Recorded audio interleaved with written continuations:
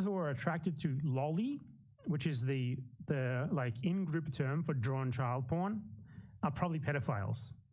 Okay, next question. Simulated child porn, lolly stuff? I think it's pretty sussy. What does that mean? I think that if you have an interest in that sort of stuff, you should definitely be checking yourself as to why. You know, like the thing that really bothers me about this shit, apart from the fact that anytime you want to look at like hentai on a hentai site, you have to like negate the tag lolly. What a normal people problem this guy has. What a completely normal everyday problem this fucking guy has. And thus 50% of the site's content. The thing that bothers me is people who pretend there's no relationship whatsoever between like drawn lolly shit and actual attraction to children. Aha. Of course there's a relationship between those things. It's ridiculous to pretend otherwise. Of course there is. It's ridiculous to pretend otherwise. Well, you had drawn child pornography on your hard drive. So you clearly have a pedophilic attraction to children, Vosh. It's ridiculous to pretend otherwise. I mean, I'm not going to go over the evidence, okay? Everyone else has done it already. I've done it for years now. Vosh has been terrified of like a big YouTuber finally going over this. And him showing his drawn child porn collection on stream was enough for Ethan Klein to go over it in a way that he could not possibly respond to. His response to it was fucking hilarious as well. Is there like a Vosh clip, Vosh Goblin? His defense was like, I didn't think they were children, officer. I thought they were goblins. And he goes, like, he talks about this in like such detail with like all this in-group terminology. It's clear this guy's fucking addicted to like anime child porn.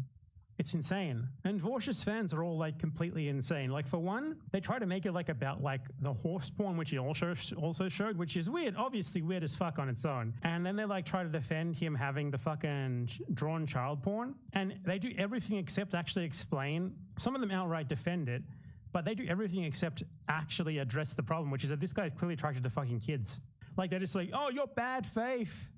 How dare you attack this queer POC man? How dare you accuse him of being a pedophile when his community has lots of trans people in it? Therefore, you are saying that trans people are also pedophiles. Everything except addressing the actual facts at hand. Just making up whatever shit comes to mind. But one of the two images from this lolicon artist, okay, to be clear, one of them flatly did not look like lolicon. I'm sorry, you can say it's defensive. I think that's bullshit. I literally went back and looked. The chick is like 6 heads tall. She literally apparently the reason why people have said that is because it's a drawing of a VTuber. And the VTuber is usually drawn as a lolly. Okay. He's talking about this like so confidently. Like, Jesus Christ. But in that case, that's blaming me for a drawing that's not the drawing that was in there. So I don't, So what, like you had porn of like a child that was aged up or something, and you're like, I reject it, it's completely normal. God. Completely just reject. Like watch fucking Pornhub like a normal person, dude? That line of logic, it just looked like a normal drawing. Hope it's all okay or none of it is okay. What does that mean? What are you talking about? I don't even know what you mean when you say that. I don't like so this is one of the reasons why stuff like this is impossible to clarify, because even talking... It's impossible to clarify because normal fucking people don't have drawn child porn on their fucking hard drives. How do you even respond to this insane shit? About it comes across as like crazy defensive or whatever, right? Yeah, it does. What else am I supposed to do? Let people like Ethan Klein lie and say that it was all like a full lolicon? Or I mean, you obviously can't prove it, but the fact the very first fucking image that showed up was fucking drawn child porn is more than enough for anyone else to think that you're a fucking insane guy. Or just explain it, you know? Anyway, one of the two images just flatly didn't look like lolly. I don't give a shit. Like coke, diamond, I just don't care. Like disingenuous shit. I don't care. Disingenuous. You're a pedophile. You're a fucking pedophile, dude. Ian Kaczynski, aka Walsh, is a pedophile. He's attracted to children. It's that simple. The other one is like a threesome with 2 chicks and a guy. And in retrospect... What's that last name? It doesn't sound like a laddie. Doesn't sound Irish to me. Looking at it, knowing now that that artist is a lolicon, yeah, I can see it. Okay, so that's an admission that he had drawn child porn saved on his hard drive. I looked at it, I think the vibe that I got was like short stack thick kind of thing. You know what I mean? Shorts, I have no fucking idea what this means, but this guy's fucking addicted to pornography. This is a fucking perv. There's no fucking wonder that he has a history of like sexual abuse. No fucking wonder. Like the way like goblins get drawn in porn. Your Honor, it was goblin porn. Your Honor, I thought the child porn was goblin porn. Please rule me not guilty now. You'll have to entertain me for a moment on this presumed shared knowledge of how goblins get drawn in pornography. But you know how they're all like thick short stacks, right? That was the vibe. No, I don't know that. I don't understand what the fuck you're saying. God, because in the image, the girl that's shown has super thick legs and has like tits and a belly. So that's just the vibe I got. But now knowing that the artist is a lolicon, which I have been roundly reminded of, obviously knowing that it was intended to be a lolicon. So like, that's how it is, right? It's a drawing, you get it without context. I know that when I say that. You're attracted to children, Vosh. You're a pedophile, Vosh. It's that simple. And the people who are defending him are defending a pedophile. Who are the people who are defending him? Keffels, for one. Keffels is a pedophile defender. I mean, we already knew that, right? Of course she's going to fucking defend Vosh no matter what. She's a pedophile defender. I wonder who else. Who else has thrown their hat into the defending drawn child pornography ring? Well, basically, like every single Vosh fan is having a complete meltdown over this, and they can't actually like explain how this is not definitive proof that Vosh is attracted to children. All they can do is like just be like, oh my god, I can't believe you do this. I can't believe. Like Ethan Klein, for example, he went over this extensively. He went over all the context. He went over everything, and he's still like, you know, this is just drawn child porn. You can't draw child porn. That's not okay. And everyone's like, oh my god, Ethan, how could Vosh was friendly with you? How could you do this to him? Like, he's friendly with you, so that means you're like, you owe your allegiance to him for the rest of your life. Even when it's revealed that he has fucking drawn child porn on his hard drive. For these people, like, it's all about like having a network of people who defend one another. There's no logic to it at all. It's just defend each other no matter what. Who else? I bet Xandra. What about Shark30 whatever? Did he defend Vosh child porn? Not that I can see. There's nothing on his video. There's nothing on his channel, rather. What about Xandra? I would assume that some of them are staying away from this because they realize how indefensible this is. No, nothing on Xandra's channel. It seems that this is so bad that even some of the usual Vosh orbiters are just staying quiet. Incredible. Like, even they know this is territory that you don't want to get into. I got some insane comments on my video about this. Like, I got comments on this saying that I was like a CIA agent because I'm trying to bring down Vosh, who's like the leftist guy or something. Check out the comments. Man, I'm not a Vosh fan at all, but which part of this actually makes him a pedophile? Well, the fact that he masturbates to images of children, drawn or not, that makes you a pedophile, because a pedophile is someone who's sexually attracted to children. Glad I could clarify that for you. Vosh himself also said, this guy's like, come on, man, you only have drawn child porn. Not actual child porn. Vosh himself has argued that drawn child porn, like attraction in broad content, makes you a pedophile. So, yeah. And like all the actual pedophiles are here defending him. I don't like Vosh. I see lolly stuff as artistic freedom. Yeah, artistic freedom to be a pedophile. People saying I'm alt-right. Like, if you don't like lolly pornography, you're alt-right. If you think it's wrong for you, if you think it's wrong to be attracted to kids, that's alt-right. This is the funniest comment. This is like a crazed Vosh fan going crazy. Shit like this is why we're heading for the camps of nuclear war. Because there's idiots online pedo-jacketing people. Pedo-jacketing, what a fucking word. Where you going, mate? What a fucking word. Pedo-jacketing. Like, you're really stretching the boundary of these, like, terms when you use them to be like, come on, you can't call someone a terrorist because they had drawn child porn on their hard drive. When can you call someone a fucking pedo then? You're doing a CIA's work for them. Tanking the side of the liberals again. Well, what should he liberal? He went over this on his stream. He even provided links. What did he go over on his stream? He had drawn child porn in his hard drive. There's nothing to talk about there. And then this guy goes on to say, there are literally adults with age regression kinks from both sides. Are we to say that pedophiles are actually engaging in such content? No, of course not. Yes! You're an alpha. What is an age regression kink? That's just like pedophilia, but calling it something else. Like, come on. No, I'm not attracted to children. I'm only attracted to 20-year-olds who regress in age to be children. Okay? Very different. You gotta be kidding me. You gotta be fucking joking. Also, some people look at that animated content because that's how they process their trauma. Like, he's saying, like, Are you against drawn child pornography? So you're against abuse victims then, because they apparently love drawn child pornography. So I'm helping to start a nuclear war and the concentration camps because I'm calling out Vorsh for having pedophilic content on his hard drive. Unfucking unbelievable. Vorsh is a pedophile. It is confirmed. There was I didn't watch all of Ethan Klein covering this, but there was a part of it that was very funny where he's like a normal person and he engaged with the term pedojacketing for the first time ever. Well, he's not a normal person at all, but you know, he's not like in with the lingo of these communities that spend so much time defending pedophiles. And of course, Keffels came out to enthusiastically defend Vorsh. It shouldn't be acceptable for people who are supposedly leftists. So this is him going over a Keffels tweet. After he called out Keffels for defending Vorsh, who is a pedophile, after Vorsh revealed live on stream irrefutably that he's a pedophile. So the context is that Ethan called her, was like, come on, why are you defending the fucking child porn guy? And this was Keffels' response. Completely normal. It shouldn't be acceptable for people who are supposedly leftist or progressive to pedo-jacket trans people.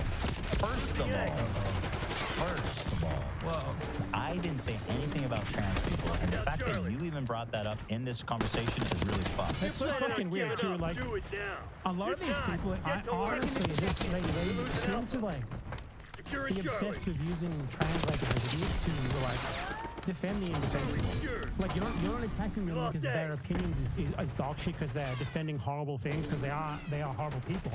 No, the only possible thing is because they are trans. Like they are, honestly, as a collective, they are on average pedophiles, white, racist, yet they like, you know, they're pedophiles who do racism from a position of whiteness and they defend themselves from a position of transness. And it's fucking disgusting. I feel like she's running, using her trans like, identity. This is Ethan Klein, like one of the dumbest people alive, and he fucking wrecks them here. Like, he's completely right in everything he says here. To run defense for very valid criticism. I didn't say shit about trans people, and I would never. That's a position that I loathe. How did trans people even got into this? From this. I never mentioned it. It's after. It's never discussed at all. You want to talk about bad faith arguments? I mean, give me, you know what I mean? Give me a break. It shouldn't be acceptable for people who are, and what is the shit pedo-jacketing? These people have the funniest. I've been saying this for like years now. What is pedo-jacketing? At what point can you call someone a fucking pedophile, for one? And for two, why do you have a specific term for being accused of pedophilia? Silliest, dumbest phrases for serious ass shit. Another word I've never heard. I didn't put Friday. What's the jacket? Like, what does Vorsh have to do before we can call him a fucking pedophile without it being pedo-jacketing? He's already shown his drawn child porn collection on stream. What more do we need? Jacket? We are already the target of that by the right. Incredibly disappointing to see from people who should know better. And again, it's this whole thing like, yo, we're leftists, so can you please not talk about my infatuation with cartoon CP? No, bitch. Jacket off. Lolly Hill. We got satellite imagery, man. I don't care. If you're left, right, center, goon, griper. She continues, I'm disappointed in Oh, and like her entire argument, right? It's not an actual defense of what Vorsh showed in his stream, because she knows she can't defend it. So her entire argument is like, how dare you talk about this? I was on your stream once and you said I was a hero. So that means like you can never say anything bad about me or my friend ever again. Even when he shows himself to be a pedo live on stream, you can't criticize us. These people are such fucking disgusting. Not just disgusting, but talentless. Talentless, knowledgeless, just so stupid, so sub-mediocre that they're even in any position where they can make money from YouTube is disgusting. Even independent of the pedo shit. That they would stoop so low as to defend Vorsh's pedophilia, though. You know, it's like another level of demonstration of how useless they are, of how fucking horrible they are, of what, like, substanceless dumb fucks they are. Like, the point where someone shows a child being raped by a horse in a thumbnail on their stream that they have saved to their hard drive, that's the point where you abandon fucking ship if you have any self-preservation instinct. Strange Productions. You had me on your show and called me a hero for fighting against a far-right stalker forum that made multiple people kill themselves. Now you are using out-of-context clips sourced from the same website to attack people. Do better, Ethan. This is something like a lot of these people do, right? Like, they can never talk about the actual content of what Vorsh said. Now it's just like, look at the clips. No, the clips were made by Vorsh. Vorsh said these things and did these things on his stream. He's the original source of them. Doesn't matter who went and posted them somewhere else. Vorsh did them. They're from Vorsh. It's like someone else has also talked about this guy and said he's a pedo or whatever. Well, he is a pedo. Doesn't fucking matter. Like, they never actually deal with the content. They never deal with the substance. It's always like trying to guilt you by association, or like appealing to identity, or stuff like that. Or like, I was your friend. How could you do this to my friend or to me? No substance whatsoever. Cloud network bullshit. Oh. I didn't call you a hero for defending Vosh. I said I thought what you did was heroic going up against Kiwi Farms. Does that exclude you from criticism for the rest of my life? Of course not. Don't be dense. Moron. The only thing you're showing is what a fucking moron you are. Again, these people are obsessed with phrases like bad faith. These are bad faith arguments. They're not even logically consistent. It's just a fallacy to think that I owe you. It's so nice to see, like, even though Ethan Klein is dumb, he's at least like a mildly normal person who's not he didn't grow up with video games or live streaming or watching like 12-year-olds live stream political debates.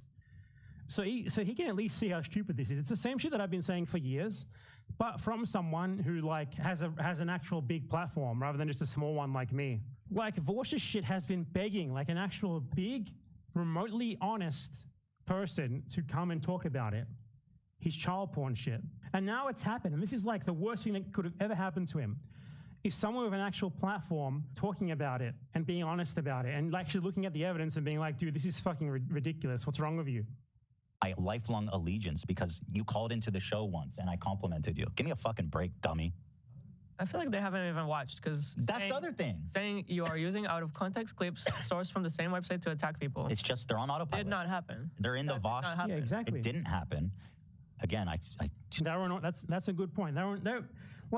They have like this set defense for the Vorsh pedophilia allegations, and they've done it so much at this point they can't actually say anything else. Just like, bad faith, Nazi said this too. How dare you say this when we were friends once? I don't even know what to say. He's already saying it. I don't really need to add any commentary, do I? I've said this so many times now, but we went through efforts to show the full context, which makes me think that her and Tibbs are both just they're on autopilot, which is sad and pathetic.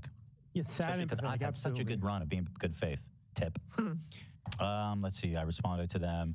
I said, who the fuck are these people writing, pun intended, for pornographic drawings of a horse fucking a child? Am I losing? Literally, yes. Pornographic drawings of children, or a horse fucking a child. Of at least one other pornographic drawing of children. Who knows how many more he had on his hard drive that we didn't see? Who fucking knows? But just those two already is bad enough. After years and years and years of this fucking guy defending pedophilia, and then he did like a 180 to attacking pedophilia. He started like saying that, like what I showed earlier, that clip where it was like, I think if you're attracted to lolly, to drawn child porn, you better check yourself, because I think that leads to pedophilia, or it's very pedophilic, and you probably have some sort of attraction to kids. He started saying that because he got so much pushback from his initial defenses of child porn. And then it comes out and it's like, oh shit, inconvenient for you now, because it turns out you've got the drawn child porn as well. And what you said about it applies to you. And I just showed them, the tweets I already showed you guys. Tipster responding, he says, yes, H3 Productions, you are losing your mind. You're being extremely bad faith. Can you stop saying that? Like, you genuinely don't know what that means. I don't want to hear it anymore. Bad faith is when these people like that being bad faith. They're completely ignoring the actual substance of the facts and just like making pure emotional arguments as to why we should apparently just ignore the fact that Vorsh, someone who was previously admitted to masturbating to drawn child pornography, showed his drawn child pornography on stream. What's the definition of bad faith? Avoiding the facts to just be like, oh, how could you say that about a trans person? How could you say that about Vorsh? How could you say that he's a pedophile when trans people watch him? He is a pedophile because he's sexually attracted to children, and he's made that clear more than enough times at this point. Present an argument that you yourself don't believe to be true. That's how I engaging and with bad intentions, with untruthful, unpure intentions. And I got to tell you, he says, now everyone is calling you out for it. I don't know what forums you're on, buddy. But if you're in a community where everybody's calling everyone, these people live in such a fucking bubble, it's unbelievable. Me out, then I have to say I'm suspicious of you. I'm even more suspicious of you. You know what I mean? Because I don't think that's what's happening, buddy. But I'll take, if you want to tell me the names of all the peoples, I'd be happy to pass them off to the FBI if they reach out. It's funny. This is like the only good video this guy's made in like 5 years. Dear God. But it's disgusting seeing all these people defending Vorsh. He is losing subscribers, though he's lost a ton of subscribers. Let me bring up his social blade. So it looks like it's actually affecting him, which is weird because usually none of the disgusting shit that he does or says ever affects him monetarily. So if you look at his social blade here, he really gains very few subscribers given the size of his channel. But he started losing like 2,000 subscribers a day about a week ago. And it's been 2,000 a day, 2,000 a day, 2,000 a day. He's already lost 10,000 subscribers, which is quite a lot, given that he's a very old channel. So a lot of his subscribers are probably old. You know, my channel, like, it has never had a month of negative subscriber growth in its entire history. It has never, ever lost subscribers. To lose more subscribers than you gain is a massive anomaly if you're a channel that is like actively creating content. So this is huge. This is like, you know, this doesn't happen every day. He's clearly facing actual consequences of audience here, which is surprising because they're very fanatical. But what I...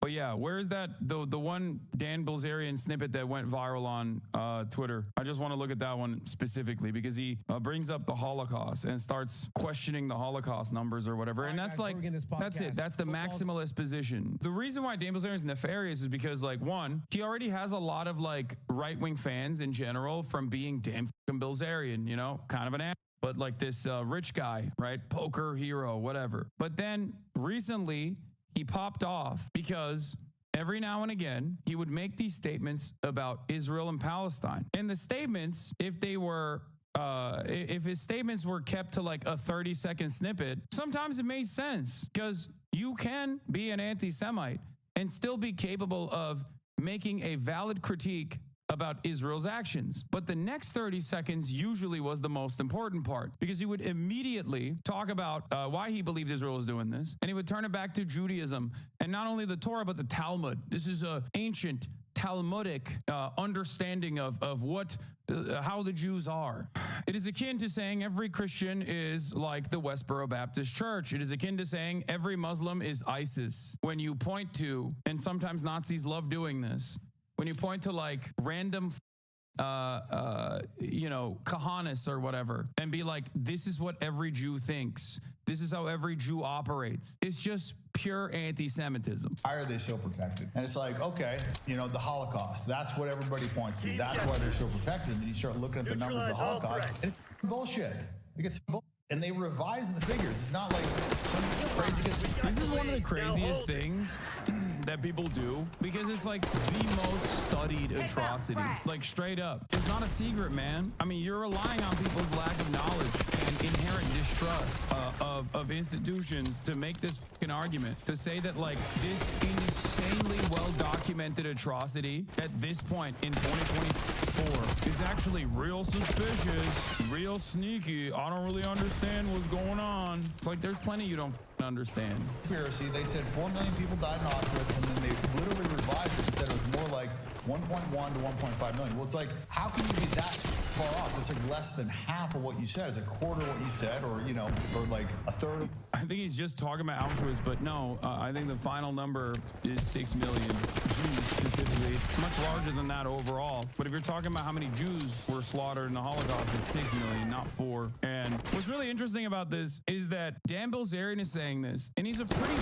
prominent Armenian man. So as a prominent Armenian American, I think he probably knows very well when people deny genocides. That's what makes it crazy to me, is that what he's doing right now for the Holocaust is exactly what you learn in school in Turkey about the Armenian genocide, that it's like not real. He didn't deny it. What do you mean? Yes, dude, it's called Holocaust revisionism. It's a subtle denial. It's a way to brush the subject matter with plausible deniability. Are we really doing this? This is like literally combating ageism 101. It's not even subtle, for the record. I don't think it's subtle, but maybe for people who are just like completely, he said it's over exaggerated. Yes, it's called Holocaust revisionism.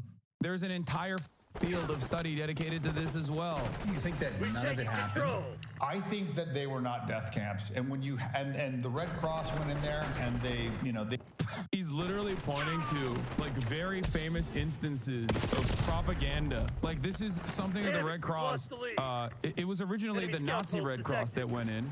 And we're like, oh, these are just like regular camps. Like these are internment camps. We need to keep some of these people locked away. These are criminals. Then the International Red Cross went in. Yeah, the Theresienstadt ghetto and the Red Cross is something we talked about yesterday. Ironically enough, it was considered a model ghetto for deceiving the International Committee of Red Cross representatives about the ongoing Holocaust and the Nazi plan to murder all Jews. The Nazified German Red Cross visited the ghetto in 1943 and filed the only accurate report on the ghetto, describing overcrowding and undernourishment. In 1944, the ghetto was beautified in preparation for a delegation from the International Committee of Red Cross and the Danish government. The delegation visited on the 23rd of June. ICRC delegate Maurice Rosell wrote a favorable report on the ghetto and claimed that no one was deported from Theresienstadt. On April 1945, another ICRC delegation was allowed to visit the ghetto despite the contemporaneous liberation of other concentration camps and continued to repeat Rossell's erroneous findings.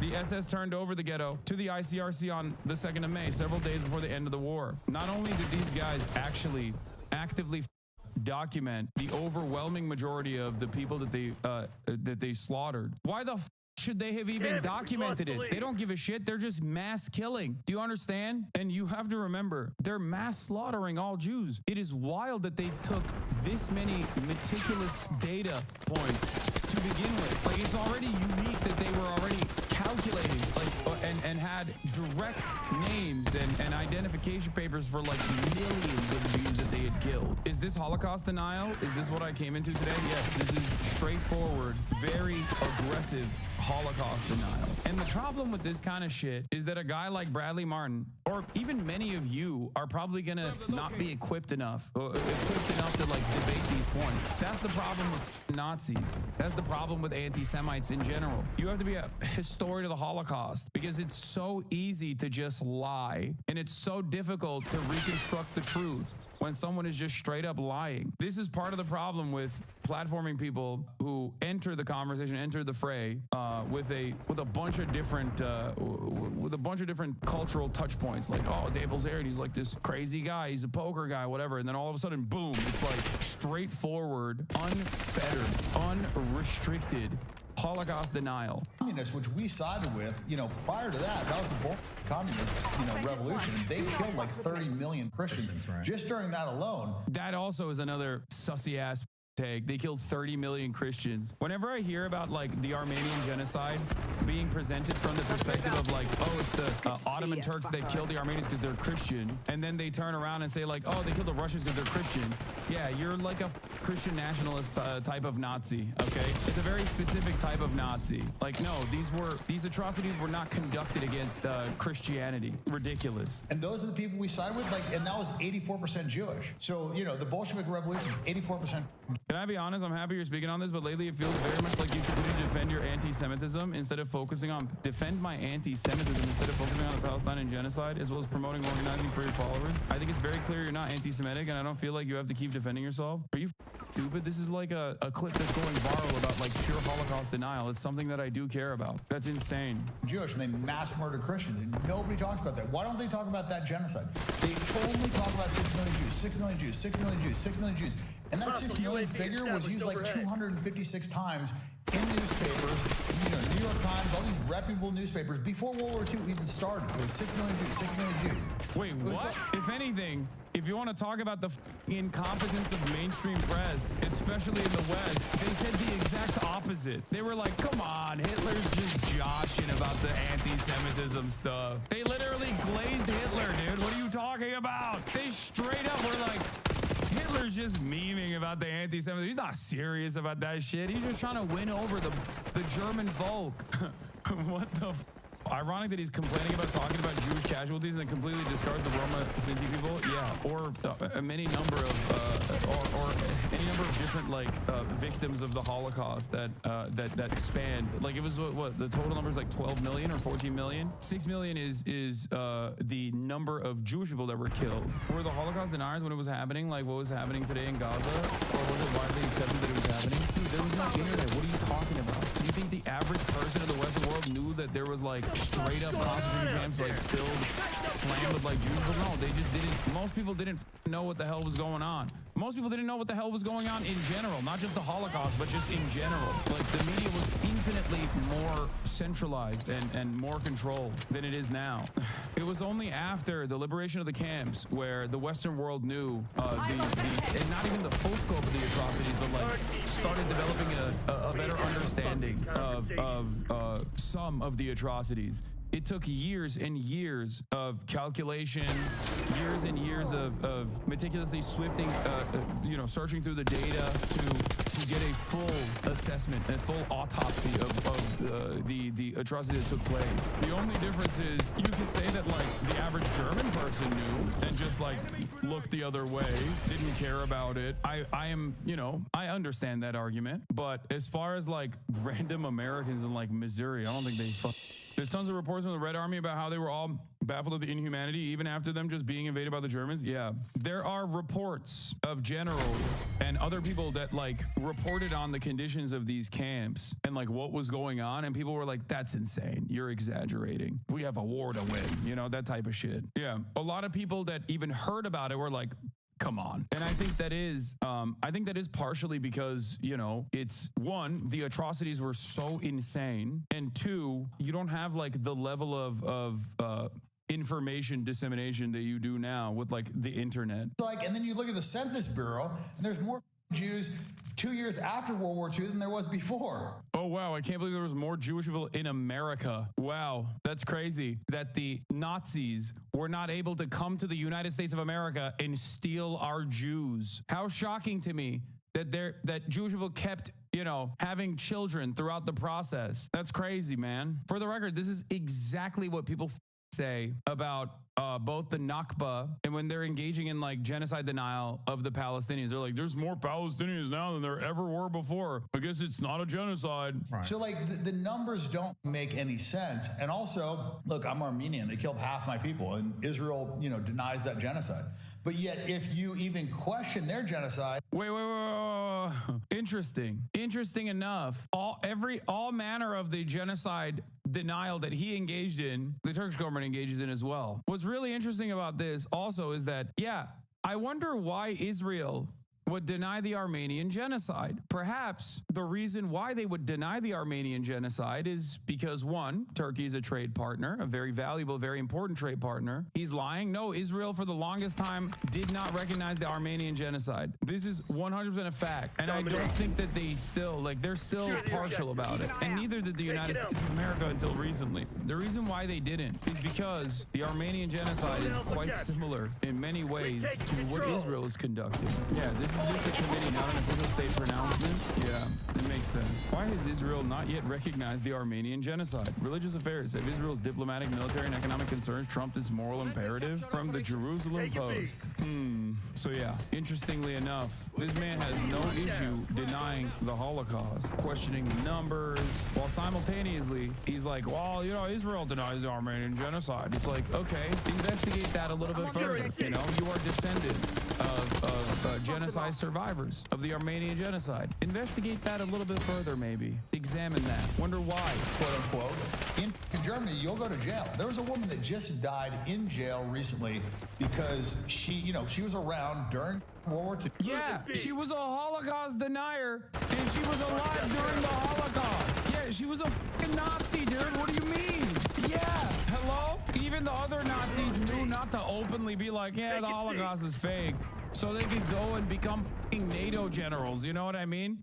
That's crazy. I can't believe it. This Nazi witnessed the Holocaust and denied it till the day she died. She could have just done what the rest of the leadership in Western Germany did, which was, okay, we won't like openly deny the Holocaust and openly deny the genocide, and then we can still run the country and even, you know, become active participants in America's imperialism by joining the ranks of NATO. So, and this started becoming more apparent with what's going on in Israel. Like they said, people were, you know, made into lampshades and they acknowledged that was all lies. And then you look at what Israel said for October 7th, beheaded babies, babies in ovens. They come up with all this stuff that sounds really correct. It was all mass rape. Why is Bradley not pushing back at all? Because the average person has no understanding.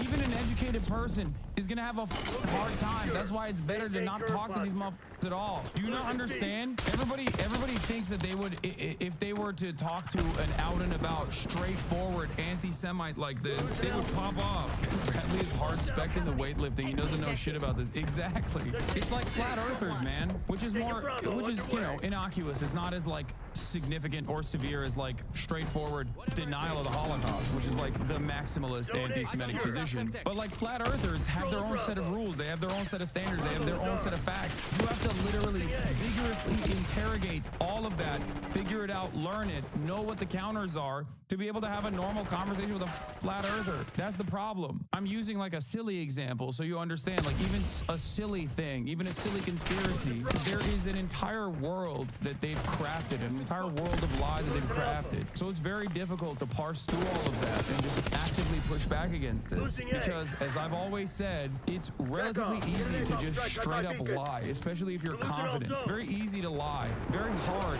to dispel these lies. That's it. And then so you start seeing it's like these people have such a pattern of lying, and then you look at the media's lied to us, like during COVID, like how many times did we get lied to? Yeah, and then he ties it to like something that Bradley also was like suspicious about, and boom, the circle is complete. Oh, well, you know, well, the media lies about COVID, and then you're like, oh yeah, I don't know if I trust you. COVID was the thing that originally made me be like, I don't know if I believe anything that the government's ever said about it. Yeah, there you go. And the circle is complete. It's packaged, clipped, and shit.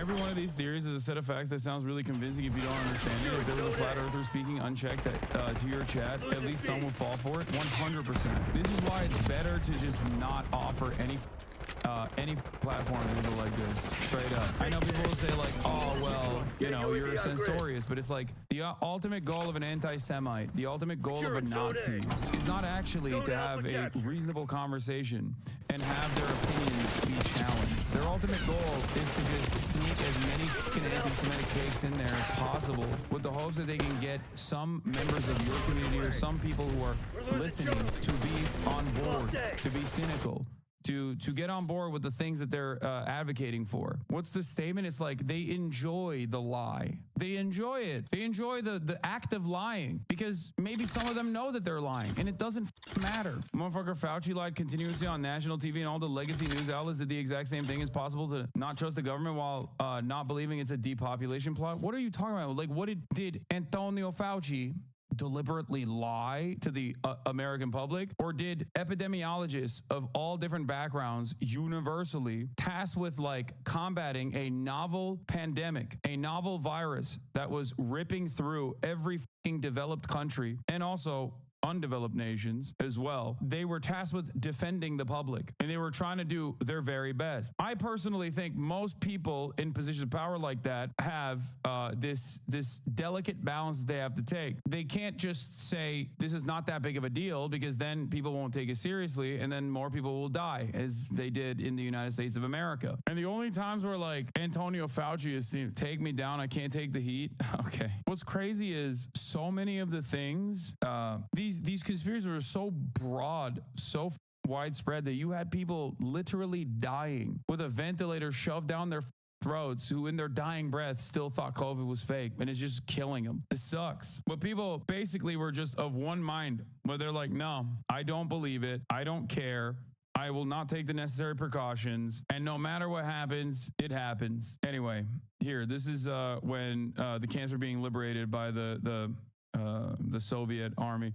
When I entered the barrack, I saw living skeletons lying on 3-tiered bunks. As in fog, I hear my soldiers saying, "You are free, comrades." I sense that they do not understand us and begin speaking to them in Russian, Polish, German, Ukrainian dialects. Unbuttoning my leather jacket, I show them my medals. Then I use Yiddish. Their reaction is unpredictable. They think I am provoking them. They begin to hide. And only when I say to them, "Do not be afraid. I am a colonel of the Soviet army and a Jew. We have come to liberate you." Finally, as if the barrier collapsed, They rushed towards us shouting, fell on their knees, kissed the flaps of our overcoats, and threw their arms around our legs. And we could not move, stood motionless, while unexpected tears ran down our cheeks. To the extent that we can access the Red Army's views, it is through memoirs and letters. Vasily Gromadsky, an officer of the 60th Army, offered this description. I realized that they were prisoners and not workers, so I called out, "You are free, come out." They began rushing towards us in a big crowd. They were weeping, embracing us, kissing us. I felt the grievance on behalf of mankind that these fascists had made such a mockery of us. It roused me and all the soldiers to go and quickly destroy them and send them to hell. Fake letters? Yeah, you're right, man. Millions of people encountered this. Like millions. Tens of millions of people have direct lineage that they can trace back to the camps. Like hundreds of millions of people were touched by this in some meaningful fashion. But it's all fake, you know? It's all fake. It's all made up. It's the greatest makeup of all time. Like, it's just like the dumbest argument of all time, man. It's so stupid. Everything's a lie mentality is so stupid. Like, yes, the government has lied in the past. They've also told the truth because the government is like a million different people in hordes conflicting and shifting interests. Yeah, and one of the things that I always said during the pandemic, especially with the vaccine rollout, was always that, like, the American government is not interested in all of the Americans dying. They're interested in making sure that Americans, the ones that do work, can continue going back to work. They don't want to cripple their economy. This is precisely the reason why, much like cattle, they were very open to immediately supercharging vaccine rollout and getting everyone inoculated as fast as possible because they wanted you to get back to work. Also, all the wealthy people in positions of power literally skipped the line to get the vaccine before you. Why would they do that? Just because the government lies actively with regular frequency and the media always is there to offer validity to said lies doesn't mean that they're lying in every single individual instance. You didn't address this Quitso chatter point of depopulation? What do you mean? What was the point of depopulation? Oh, chatter to the government wants to do depopulation, you know, of white people. Yeah, that's really stupid. Why the f would the government want to depopulate its own labor force, man? What are you talking about? And why would they especially want to depopulate the most servile, the ones that like actually do, the ones that actually aren't cynical of these fake government narratives about how the vaccines are good for you? You know what I mean? It's so stupid. I mean, does the government lie about everything? They just tell the truth about communism? Yeah. Those people love when the government tells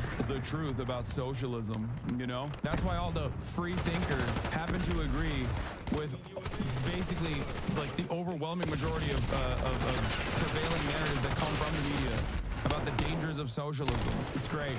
There's selective skepticism. Yeah, there's selective skeptics, for sure. That's precisely the reason why they go, Bill Gates wants to microchip people to make them autistic and gay. But then they turn around and actually say they love Elon Musk, in spite of the fact that Elon Musk is literally the #1 billionaire on the planet, the wealthiest one, the most powerful, and is actively working to put a chip in your fucking brain. It's crazy. Anyway, Trump has attended the Army-Navy football game, but I don't really care about that much.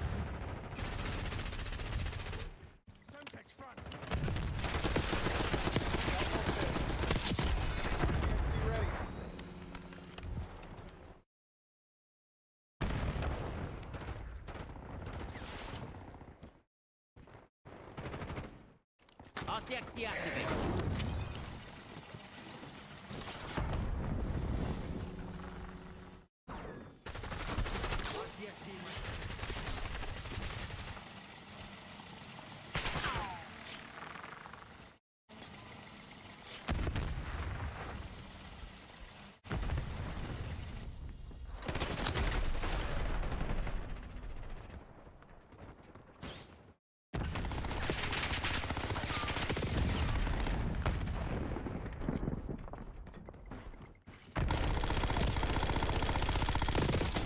Confirming kill.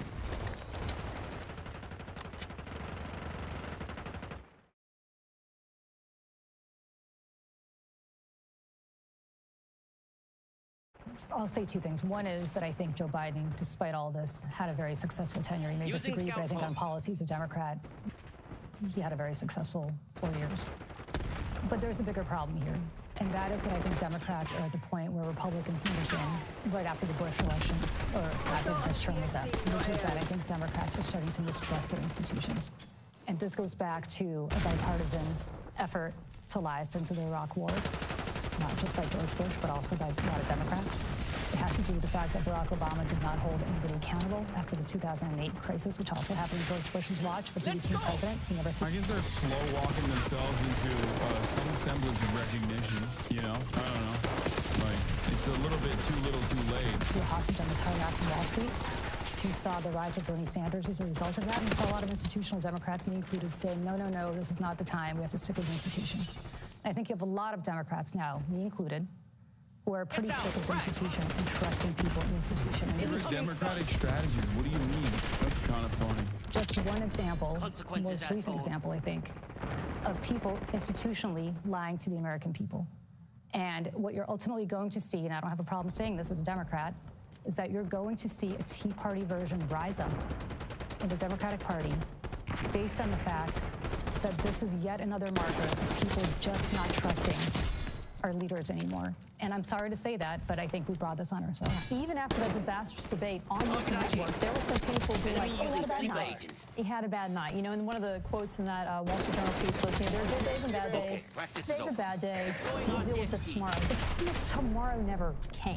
It was just one bad day after another after. I like the media that basically played the role of lying to the American public so routinely about something that was incredibly easy to comprehend. Like, it's just something you can't hide. When the president has his brain leaking out of his ears, you just can't hide that, you know? It's so visual, it's so graphic that the dumbest American can be like, I know what that's like. That's just like my grandfather years before he passed away, or maybe months before he passed away. You just can't hide that reality. And they, I think, did a terrible job of trying to do their very best. And now they have to play covering. They have to turn around and be like, oh, well, how could we have known? How could we have known?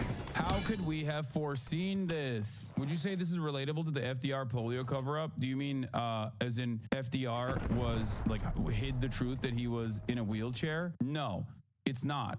Because FDR hid the fact that he was in a wheelchair and couldn't walk because the American public, he thought, would see him as a weaker candidate. It had nothing to do with his brain capacity. This is far more consequential. I don't give a fuck if the president's in a wheelchair. I care if the president's brain is working. FDR, on the other hand, his brain definitely was working. It's just that he was worried, and because he correctly identified that Americans would consider him to be weak if they saw him incapable of walking. Very different. Anyway, how the White House functioned with a diminished Biden in charge. Aides kept meetings short and controlled access. Top advisors acted as go-betweens, and public interactions became more scripted. The administration denied Biden has declined. So let's take a look. During the 2020 presidential primary, Joe Biden campaigned so extensively across Iowa that she held more events. She held events in more counties than her husband, a factor press secretary at the time, Michael LaRosa, touted to a local reporter. His superior in the Biden campaign quickly chided him. As three rode in a minivan through the state's cornfields, Anthony Bernal, then a deputy campaign manager and chief of staff to Joe Biden, pressed LaRosa to contact the reporter again and played down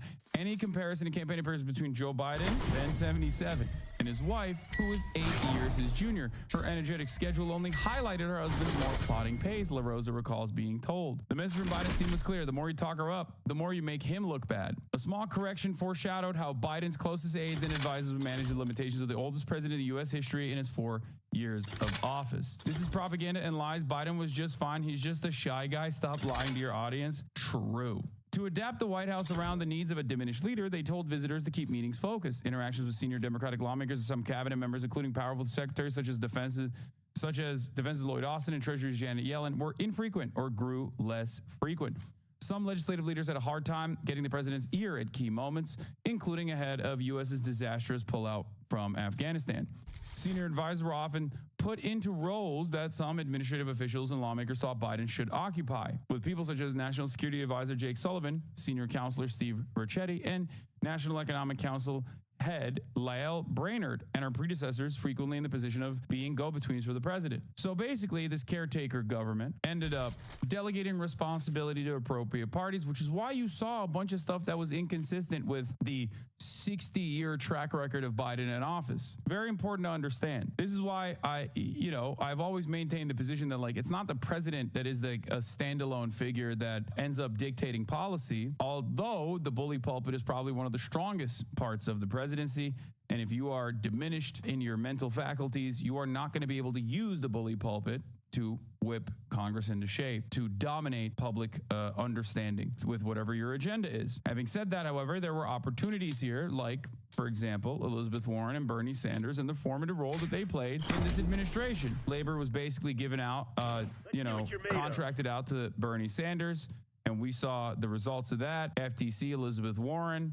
We saw the results of that. There were plenty of good things in terms of consumer protections that happened under this administration, and that was because Biden simply wasn't up to the task. So there is some benefit to this. There is some benefit to having this, old man running the show, but not really running it at all. But there was a tremendous amount of awfulness that also took place. The awfulness, of course, came in the form of foreign policy. They run the show. It wasn't Biden's own personal brand of ultra-Zionist tendencies that caused our relationship with Israel to get kicked into overdrive. It was that the people closest to him in his inner circle also channeled that opinion. The supposed brain trust, the supposed foreign policy, the foreign policy geniuses. Presidents always have gatekeepers, but in Biden's case, the walls around him were higher and the controls greater, according to Democratic lawmakers, donors, and aides who worked for Biden and other administrations. There were limits to who Biden spoke with, limits on what they said to him, and limits around sources of information he consumed. Throughout his presidency, a small group of aides stuck close to Biden to assist him, especially when traveling or speaking to the public.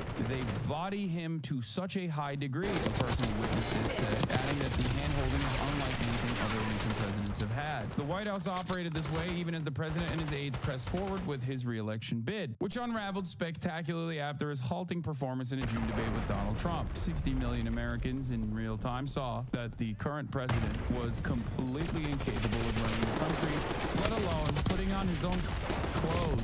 The only similarities that I can point to is basically Ronald Reagan in his second term when he had signs of Alzheimer's or dementia. Vice President Kamala Harris replaced him on the Democratic ticket and was decisively defeated by Trump in a shortened campaign, leaving Democrats to debate whether their chances were undercut by Biden's refusal to yield earlier. This account of how the White House functioned with an aging leader at the top of its organizational chart is based on interviews with nearly 50 people, including those who participated in or had direct knowledge of the operations. Many of those who criticized Biden's insularity said his system nonetheless kept his agenda on track. White House spokesman Andrew Bates said Biden earned the most accomplished record of any modern commander-in-chief and rebuilt the middle class because of his attention to policy details that impact millions of lives. Bates, who rejected the notion that Biden is declining, added that the president's office solicited opinions from outside experts, which has informed his policy making. He said it is the job of senior White House staff to have high-level meetings regularly and that they were executing Biden's agenda at his direction. He also said that staff alerted the president to significant negative news stories. Bernal, via the White House press office, declined to comment. This is a lie.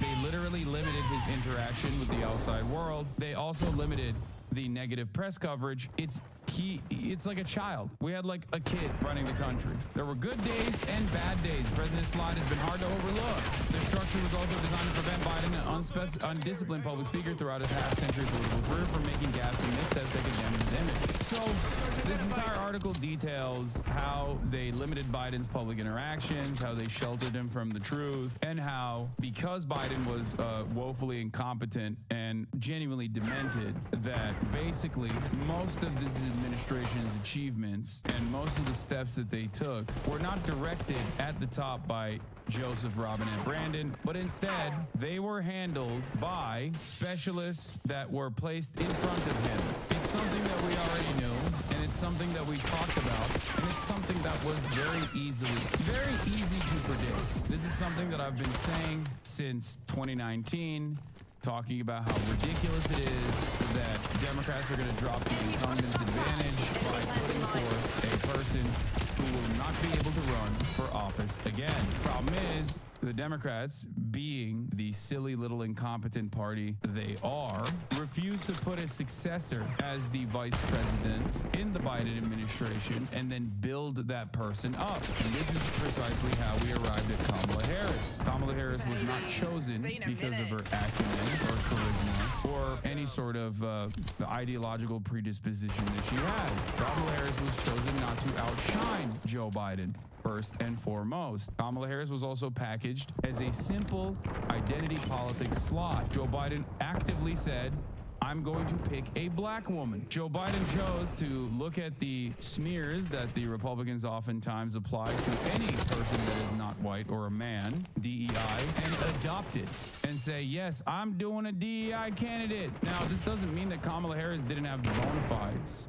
Right? I think that she has, her resume is decent. Maybe not for presidency, maybe not for vice presidency, but it's still, she's a competent person. Problem is, that's not what she was chosen for. She was chosen because she would not be able to outshine the demented president. A lot of this stuff unfolded when he also had the special counsel interview him, Robert Hur, right? That was his name, I believe. That interview surrounding the classified documents investigation showed, according to Hur's own assessment, that Joe Biden was incapable of remembering key details about his own life, and that if presented in front of a jury, would come across as a bumbling old fool who was well-intentioned. If you recall, the media was very upset about this detail being revealed, except I feel like he was a little bit vindicated, don't you think? He was vindicated because he was right that Joe Biden was a doddering old fool. But they insulated him nonetheless and had a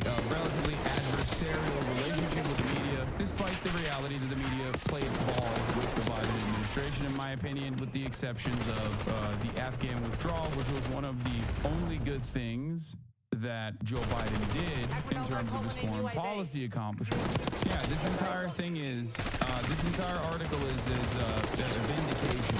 And all of the media coverage surrounding this Wall Street Journal reporting is basically them engaging in the age-old process of covering. To be like, oh, well, we couldn't have known.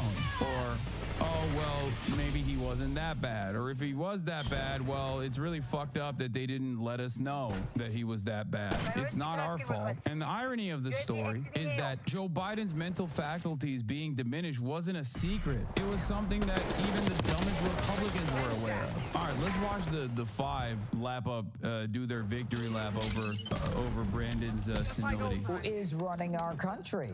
That's the question everyone is asking after a bombshell report from the Wall Street Journal blew the lid off Joe Biden's declining mental state and how the White House has been covering it up right from the very start.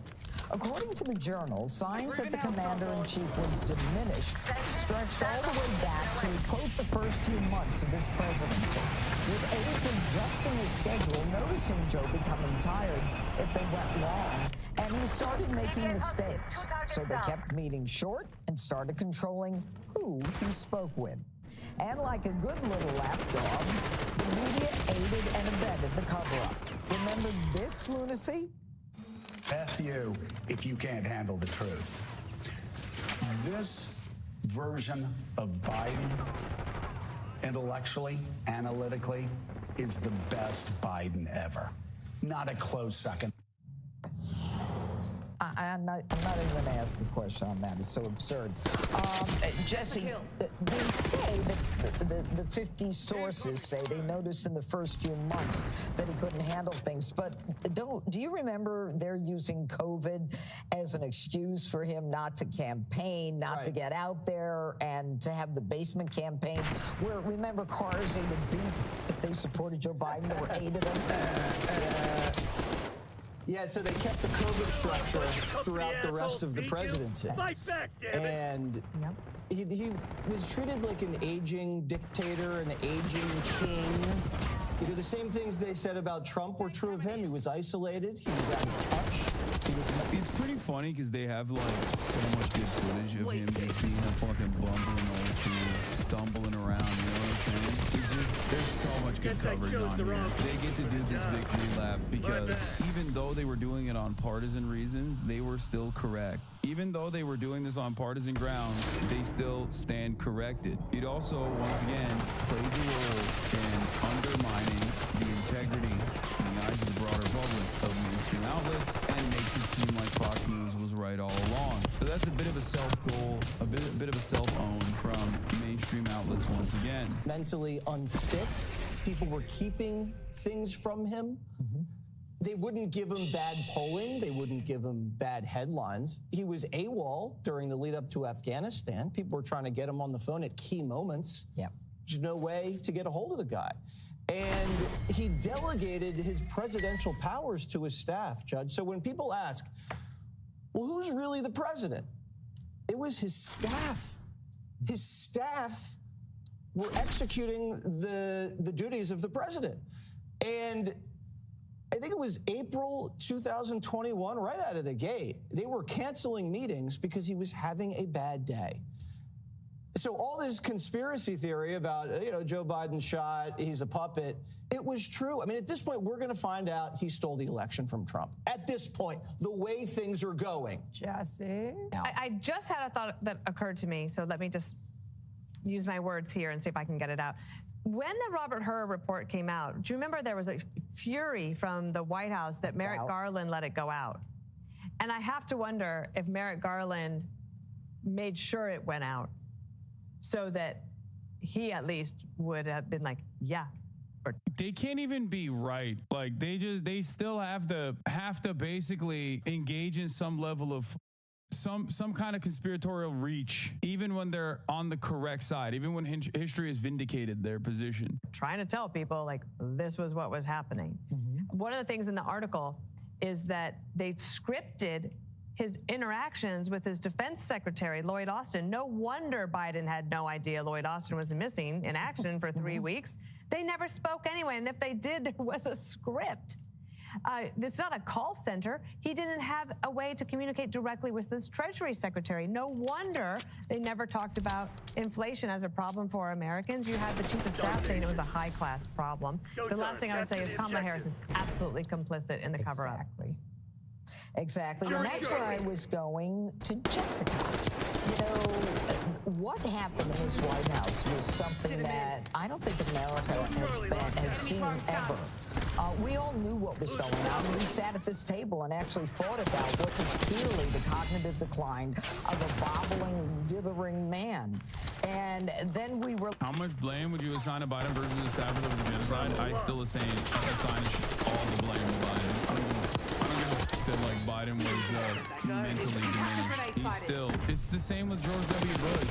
George W. Bush is still the signatory. George W. Bush, regardless of how stupid he is still signing off on all of these war crimes. I don't care that it was Dick Cheney that was a mastermind. I hate both of them. And also the staffers suck too, make no mistake. I'm just saying that there is no abdication of responsibility. Anyway. Take it B.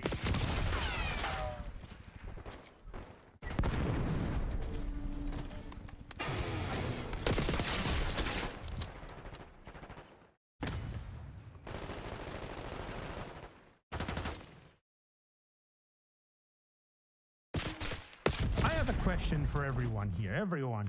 What do you think will happen if we type into the YouTube search bar the search term bad empanada circumcision? It could be anything, right?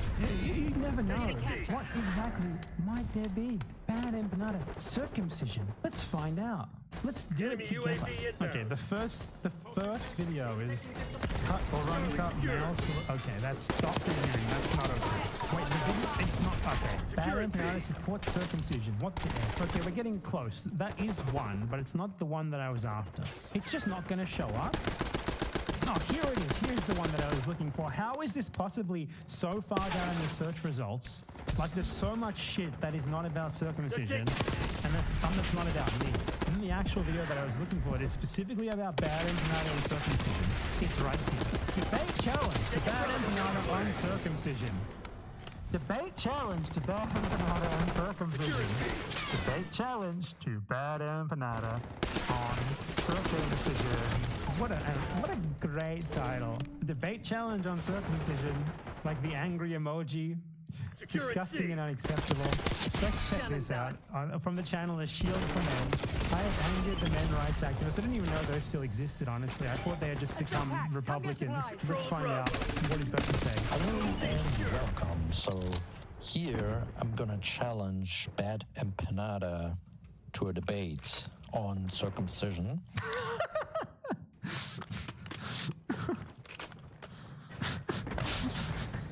What? This has a lot of views. This has a lot of views for what it is. It's so funny. Right, because he recently posted on X or formerly called Twitter. We're losing Charlie. This You may have remembered in my incredible dispute with the amazing and very intelligent streamer Keffels that I said she would need to avoid actually watching my responses and showing them to her viewers because, you know, they're so just rife with evidence that makes her look terrible that she would have no avenue of response. And she nonetheless went and did exactly that, and it went exactly as I said it would. Literally exactly as I said it would. And she uploaded it to her channel afterwards. Like, the lack of self-awareness that one would need to have for that to be possible is absolutely absurd. You're not going to believe that she uploaded this to her channel. The title is like, Bad Empanada's hilarious meltdown response. Creepy, thank you. Like, it's all completely just non-descriptive and very general, because if she described what happened in the video, well, you'll see. You can form your own descriptions. I can just show you. Let me get the Bad Empanada video up. Okay. Big mistake. You shouldn't have done that. Oh, Bad Empanada jump scare. Okay, let's see. So Keffels just made the very poor choice to invite people onto her stream to refute the claims that she made about the Holodomor being a genocide. And it's once again a great doozy. She pretty much just outs herself again as a massive liar. And I'm going to show you exactly how. Let's get right down to the clip where she was confronted about what she said about me. She claimed I was a genocidal Stalinist who supports Stalin and genocide and ethnic cleansing. Let me show you the clip of that first. I bring receipts. She never does. She basically relies on the audience being too stupid to actually seek out the facts and just accepting whatever she says. And yeah, precisely. So why would you upload this, Keffels? I think you might have made a mistake here. I think this was probably not a good idea on your part. It's like the default truth no matter what. Listen. If you go into Bad Empanada's channel, one of his most popular videos is him defending Stalin's mass murder and ethnic cleansing and genocide. Okay, let's go to Bad Empanada's channel. Let's sort by popular. Well, this is the 8th most popular video on my channel, but it's also the only one that's actually about Stalin. So this must have been what she's talking about. Let's click it. So this is a video about the Holodomor genocide question. It goes over the scholarship on the question of whether the Holodomor was genocide Ukrainians or not. Okay, I don't care. That's a problem though. It's like I actually don't care. This is like her response. It's like a fucking 14-year-old who's, you know, gotten into some dumb fucking argument or something, and their response is like, oh, I don't care anyway. I don't care. She doesn't care. She just doesn't care. That's amazing. You get proven wrong in the most far away possible, and your only response is, I don't care. She did seem to care, though, because if she didn't care, why was she inviting people onto her stream for like 3 hours straight to debate this? If she didn't care, why did she make this video that was 9 minutes long of her just plain making shit up about me? Like, she wrote a script, she read it off a teleprompter, she put like legitimate effort into this. She was really careful with everything involved with it, you know? And she doesn't care though. She doesn't care. She's just admitting that you're a fucking grifter. Okay, you don't care, that's your response. She would care if she thought she had an avenue of response, but she doesn't. So conveniently, she can just feign indifference. Like, I don't care. Like, regardless if I was right or wrong, I actually just don't care. Holy shit. An actual little child. Even if the famine was not a genocide, it was still a massive failure. This is what I said. Like, she could not show this on her stream. Why did she upload this? For one, why did she watch this video? She knew that she was going to be in big trouble already. Why did you watch it? And for two, why did you upload it to your channel? This is inexplicable. This is like inexplicable self-destruct policy, and the government reacted with more concern for its self-image than for the people who were dying en masse. This is not at all something unique to Stalin or the USSR. Governments in general love to cover up and downplay events that are inconvenient for them, but it happened nonetheless, and it's impossible for such a massive human disaster not to be attributable to the authorities who oversaw it, and especially not the ultimate authority, in this case Stalin. The fact of the matter is that Stalin heavily deviated from principles formed by Lenin and earlier Bolsheviks regarding the autonomy of peasants and of nationalities, with disastrous effect demonstrated by this famine, along with many other things, such as Lysenkoism, the deportation of Ukrainian Tatars, and the reversal of Lenin's cultural and language policy. And I did tell you, right? All that she does is plays video games and just sits there like waiting for a moment where she can make like some sort of snarky but nonetheless idiotic comment. You know, incredible high-level content here. Just cannot stop playing the video game even for a second, which were designed to foster each Soviet republic's unity. Hello, my strange little onions. You asked, so I'm delivering. Part 34 of Creep User Magazine. My DM, they think I'm a woman. You know the drill. Once on an Instagram DM notification, trigger warning to the snowflakes in the audience who get very offended. I mentioned that these men are Trump supporters or that they go to an evangelical church. If that's you, you might want to sit this one out. I love a woman who dresses in a godly way, he said. I wouldn't say that I'm dressed in a godly way. This dress is made of mixed fibers and I'm wearing pearls, I said. Oh, sweetie, that's Old Testament law. You don't need to follow that as long as you have Jesus, he said. True, I said. You can just disregard the entire Old Testament, except for those pesky homosexuals. After all, if there are two things Jesus really hates, it's gay people and abortion. Exactly, he said. I'm so glad I messaged you. I went to go look at his page. It was your normal boobs and guns and Trump supporter, boobs and guns and transphobic post. Plus, he blames Black Lives Matter for the Capitol riots, but also says he would have been at the Capitol riots, so I don't know what that's about. Before this goes any further, I just need to know one thing. Are you a virgin? He asked. What an odd question to ask a complete stranger, I said. It's just that I don't date used women, he said. You first, are you a virgin? I asked. LOL, I'm not, he said. But that's not really important. I did not reply. This has been lovely, and I hope to hear from you later, but I have to go to work now because unlike those racial slurs, I'm not just mooching off the government, he said. Darn those demon rats and all their handouts, I said. It's like Jesus said, give a man a fish, feed him for a day. Okay, I really have to go to work now. All right, be sure to wear your mask, I said. I don't need a mask. I put my faith in Jesus, he said. Oh, okay. I just saw on your profile that you had all those guns, I said. Yeah, better safe than sorry, he said.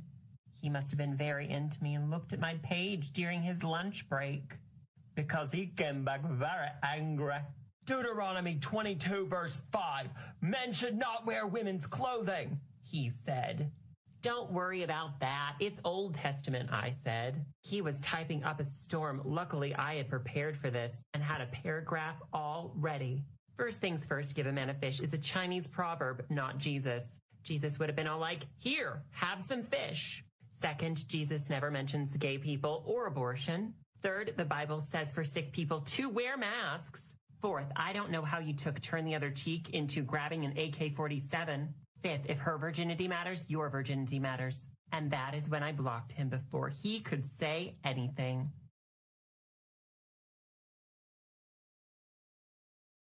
Unique identity. Compared to other Soviet leaders, Stalin was uniquely brutal in ways which were not just completely unnecessary for the economic and social development of the USSR, but also just actively detrimental to it. So under no circumstances can his crimes be justified as simply being for the greater good. Okay, so that has to be what she's referring to, because it's the only video I've ever made about Stalin. That has to be what she was addressing. So she just plain lied about that because, you know, it basically pays in the circles that she's now a part of to be like, this person, tanky Stalin, bad, tanky. So she was confronted live about this and asked to justify what she was saying. It wasn't by me because she would never, ever She's like not even trying to respond for most of this. She knows she doesn't actually have anything to say.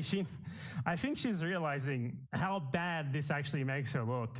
Like, she's realizing in real time how much she fucked up, but she's already kind of committed to watching it, so she can't back out now. Oof. The mistake of talking to me live about something that actually depends on her showing hard evidence to prove her claims. Do you think someone who just plays video games and says whatever 2-bit dumb shit comes to mind is capable of talking to me about a historical question that I'm intimate? Then what is she doing? She's playing video games and saying whatever 2-bit dumb shit comes to mind while watching a video where I said that that's what she does. I fucking love it. Everything about this is perfect. Everything about this just like this makes me look good. Why would she upload this? Be knowledgeable on? Obviously not. Anyway, let's see what she says. People keep going back to Ukraine. I never mentioned Ukraine. I never mentioned the Holodomor. You lying fucking weasel. My only video on Stalin is on Ukraine and the Holodomor, so that has to be what you're referring to. Or were you just completely making shit up? Those are the only two options, and both of them involve you being a lying piece of shit snake. Very simple. Okay, I don't care. Simple as. Wow, what a great response. I don't care. She doesn't care, so she cares so little that not only has she uploaded 4 videos on this, but she specifically wrote a script that she then read off a teleprompter and tried to frame herself as like the victim of some sort of harassment campaign because I dared to respond to her and defend myself. She cares a lot about this. The reason why she's pretending that she suddenly doesn't care is because this makes her look so fucking bad. And her only out, the only out that she sees is well, I don't care. I don't care. That's it. This is fucking amazing. Why would you upload this? I don't care. Like, I don't... Oh my God, the feigning indifference. Understand, like, how am I so owned? Like, dude's made like 4 videos about me this week. I was just wrong. He's made 4 videos about me. 1, 2, 3, 4. Okay. 1, 2, 3, 4. 1, 2, 3, 4. She's made 4 videos about me this week. Like, I'm a fucking idiot. You're treating me like I'm this like... Oh, by the way, we have new sound alerts if you guys want to try them out. We have some new sound alerts. Let me give you a sample. He looks vaguely ethnic. Yeah, that's one. There's also this. I was just wrong. Like, I'm a fucking idiot. That's true. So she says she was just wrong. She's a fucking idiot. Okay, the thing is, she wasn't just wrong. She lied. There's a difference between being wrong and lying. Being wrong means that you legitimately believe in something, yet you are wrong about it. Lying means you maliciously make something up or lie about something that you know not to be true. She did the latter. She obviously knew that that video was not what she said about it because, she tries to make it out like she watched it. There's 2 possibilities. Either she didn't watch the video, but nonetheless lied about what was in it, or she watched the video and then nonetheless lied about what was in it. Both of those are malicious lying, not just being wrong.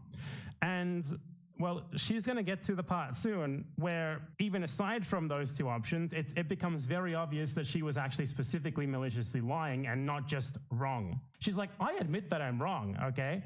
Well, it's not that you were wrong. That's not the problem. The problem is that you lied. There's a difference between being wrong and lying. And you lie a lot. I heard that you have a bit of a cease and desist going, so you stop mentioning a certain person because you like to lie about them a lot. So you might want to be a bit careful with the things that you say in the future. You might want to stop lying. Like master manipulator and not like I'm just like this fucking No, I don't think you're a master manipulator. I think you try to manipulate, but you're too stupid to really do so. Hence, for example, you thinking that it was a good idea to upload this video to your channel. This video that makes you look terrible. ADHD rattled autist that can only have conversations if I'm playing Raft. Bad Empanada's video is about the Ukraine. He has 1 video about Stalin, I see, about you.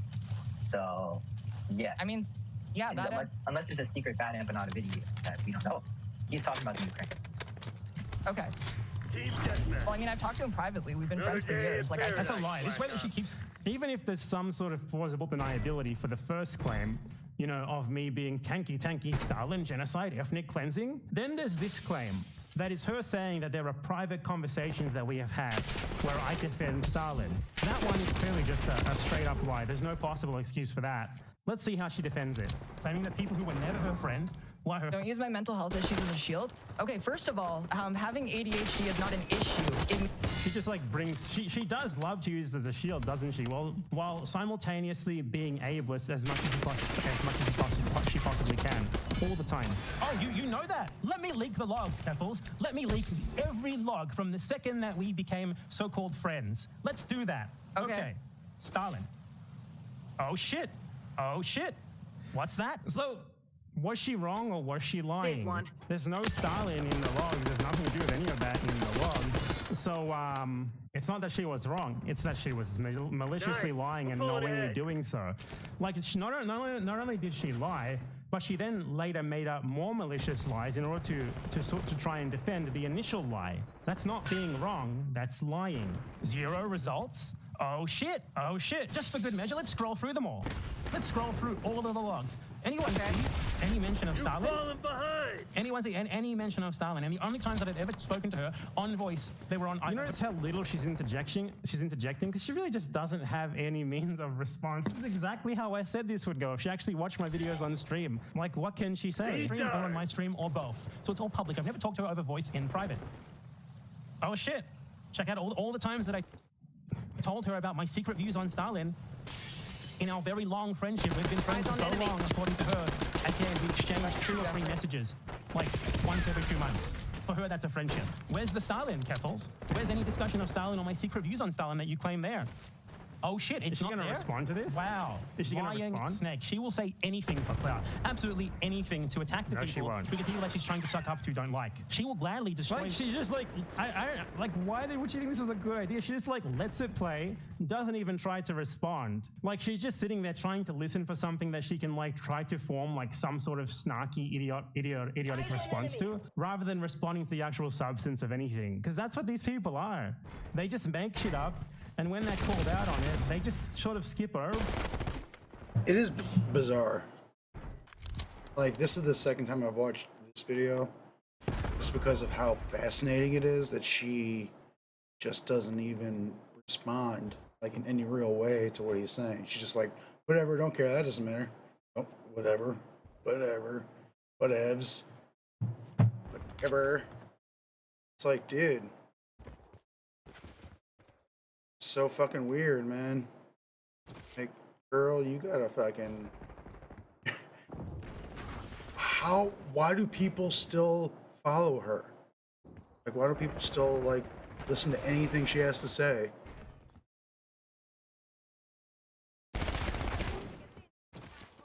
When her response to, like, actual criticism, like, getting called out, receipts, her response is, I don't care. It's weird. And it fascinates me. Kitty.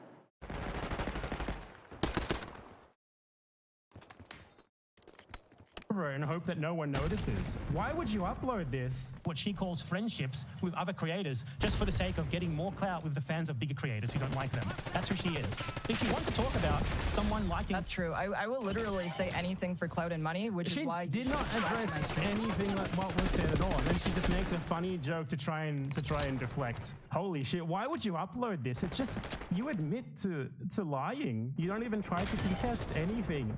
You just straight up admit to lying. Do you think this makes you look good? And like, if you look at the comments, half of them, it's like people who just make shit up about me rather than trying to deal with anything to do with the actual content of this supposed argument. And like, then it's like people like being like, hey, you kind of just admitted to lying. Someone says, kind of admire your confidence, if that's the right word, in uploading this and not giving a shit that this bell end comes out of it looking like the person in the right. Come on, Keffels, this is incredibly stupid and dishonest. You called BE a Stalin apologist. You said his video defended Stalin. You said he had chat logs where he praised Stalin in private.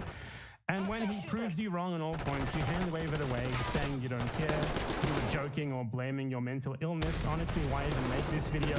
Like, half the comments, he's getting a bit worked up, but if you care about your integrity, you shouldn't really say I don't care, but own up to the mistake.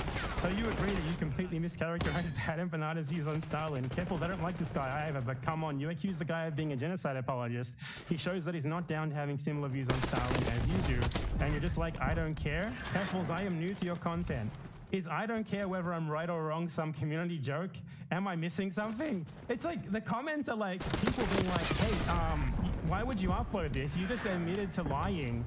Half of them are that, and the other half are people who just like make shit up about me that is completely unrelated to this either way. Is that really it?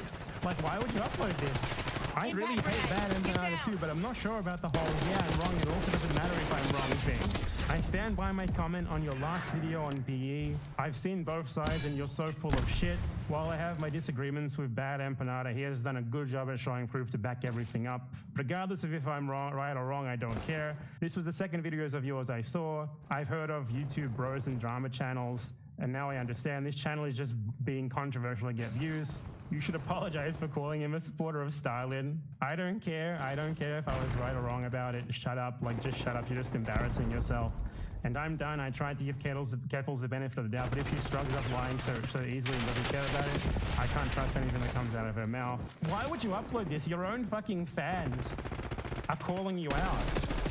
Why would you upload this? There's something seriously fucking wrong here.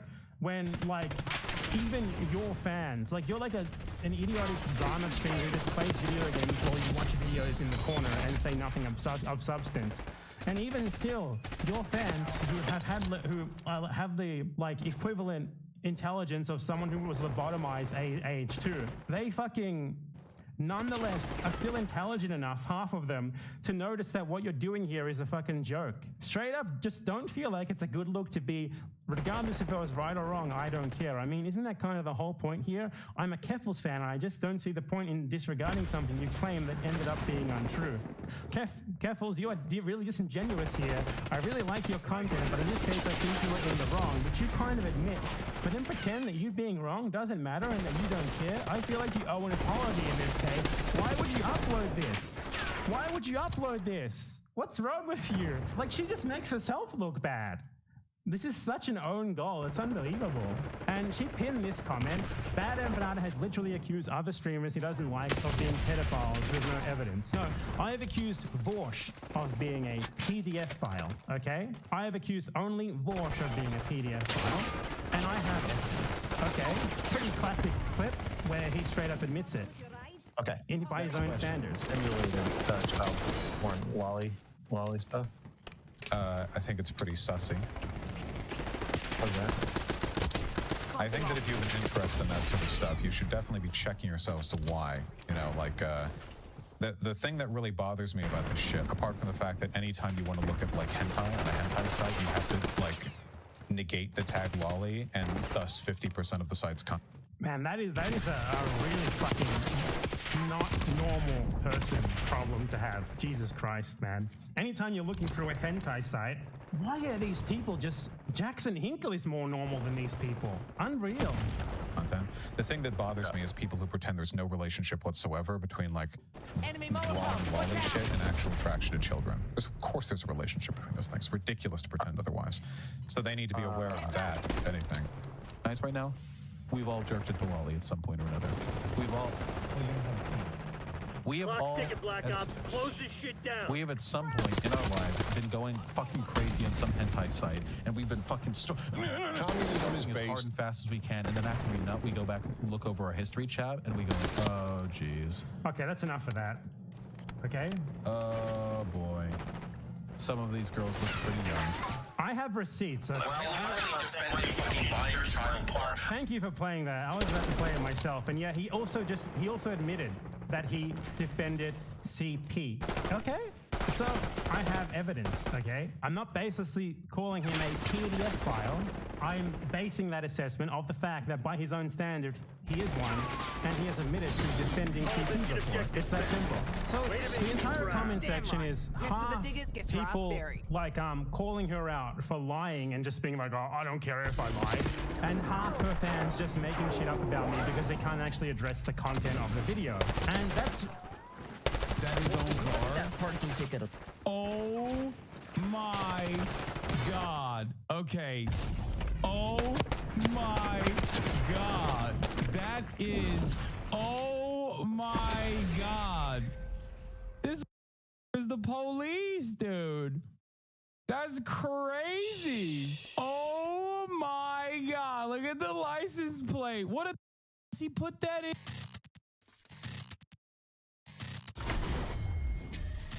Let's do Tyler Oliveira first, and then we'll move on to Honey. Tyler Oliveira, YouTuber turned investigative journal. Go to the show, friend of the show, Vince Vintage, who delivered us a Christmas miracle. I have been talking to a lot of YouTubers that have noticed Tyler Oliveira's like incredibly right-wing content. So it's cool that other people are also taking notice of this. With 7 million subscribers, Tyler's had quite a bit of impact on the world, with hit videos such as in Springfield, Ohio, or Uprising in Germany. His investigative work into hot-button political situations reaches hundreds of millions of people.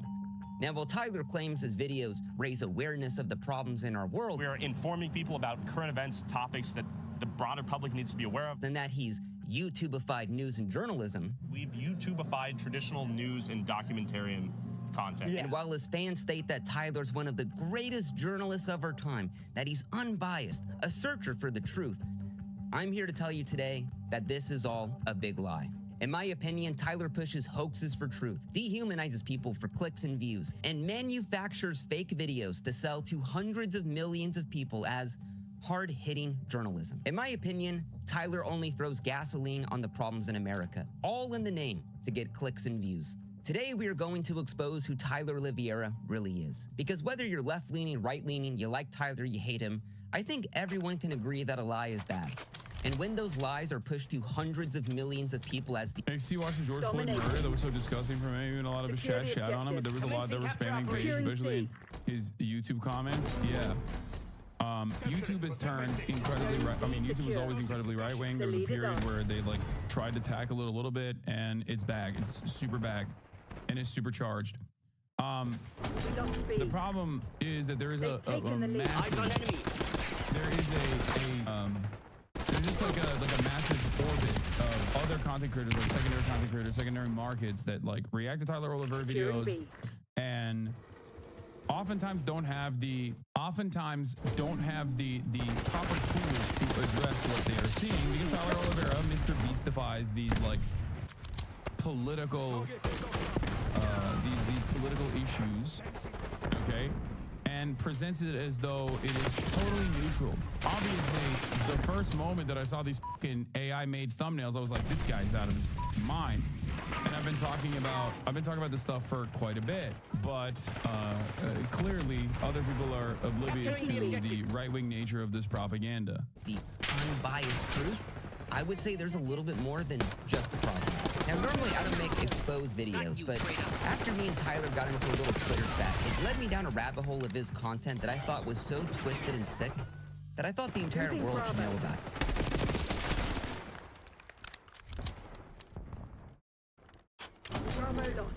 Racist to Hitler, Tyler trying to cancel you, that I thought the entire world should know about it. And I'm so... I've been talking about this stuff for quite a bit, but clearly other people are oblivious to the right-wing nature of this propaganda. The unbiased truth, I would say there's a little bit more than just the problem. Now, normally I don't make exposed videos, but after me and Tyler got into a little Twitter... Taking Bravo underway.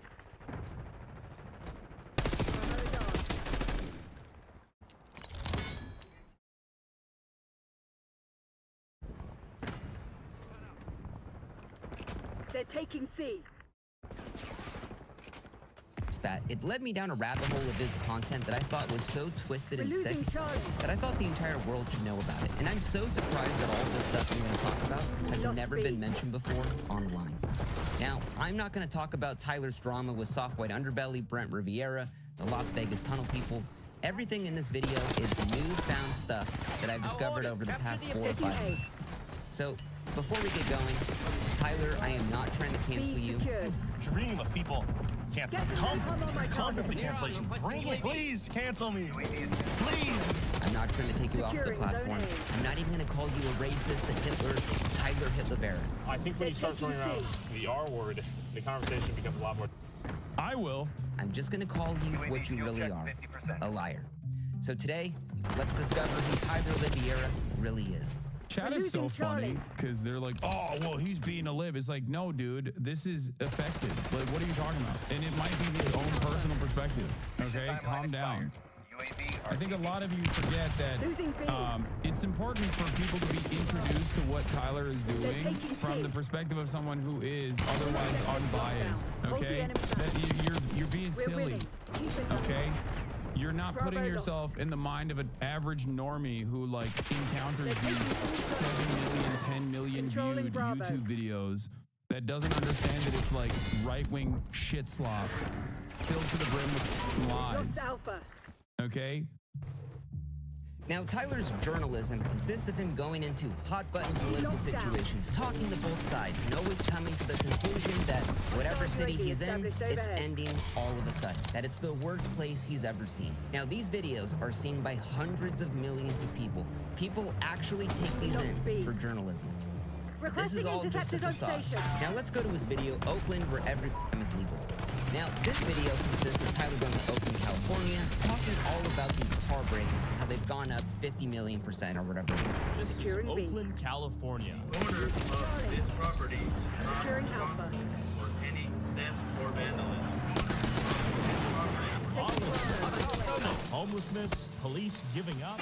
And the whole video essentially boils down to, if you come to Oakland, your car will get broken into. So just keep that in mind. Now, in the beginning of the video, we see Tyler at a gas station, and we can hear overhead this audio playing.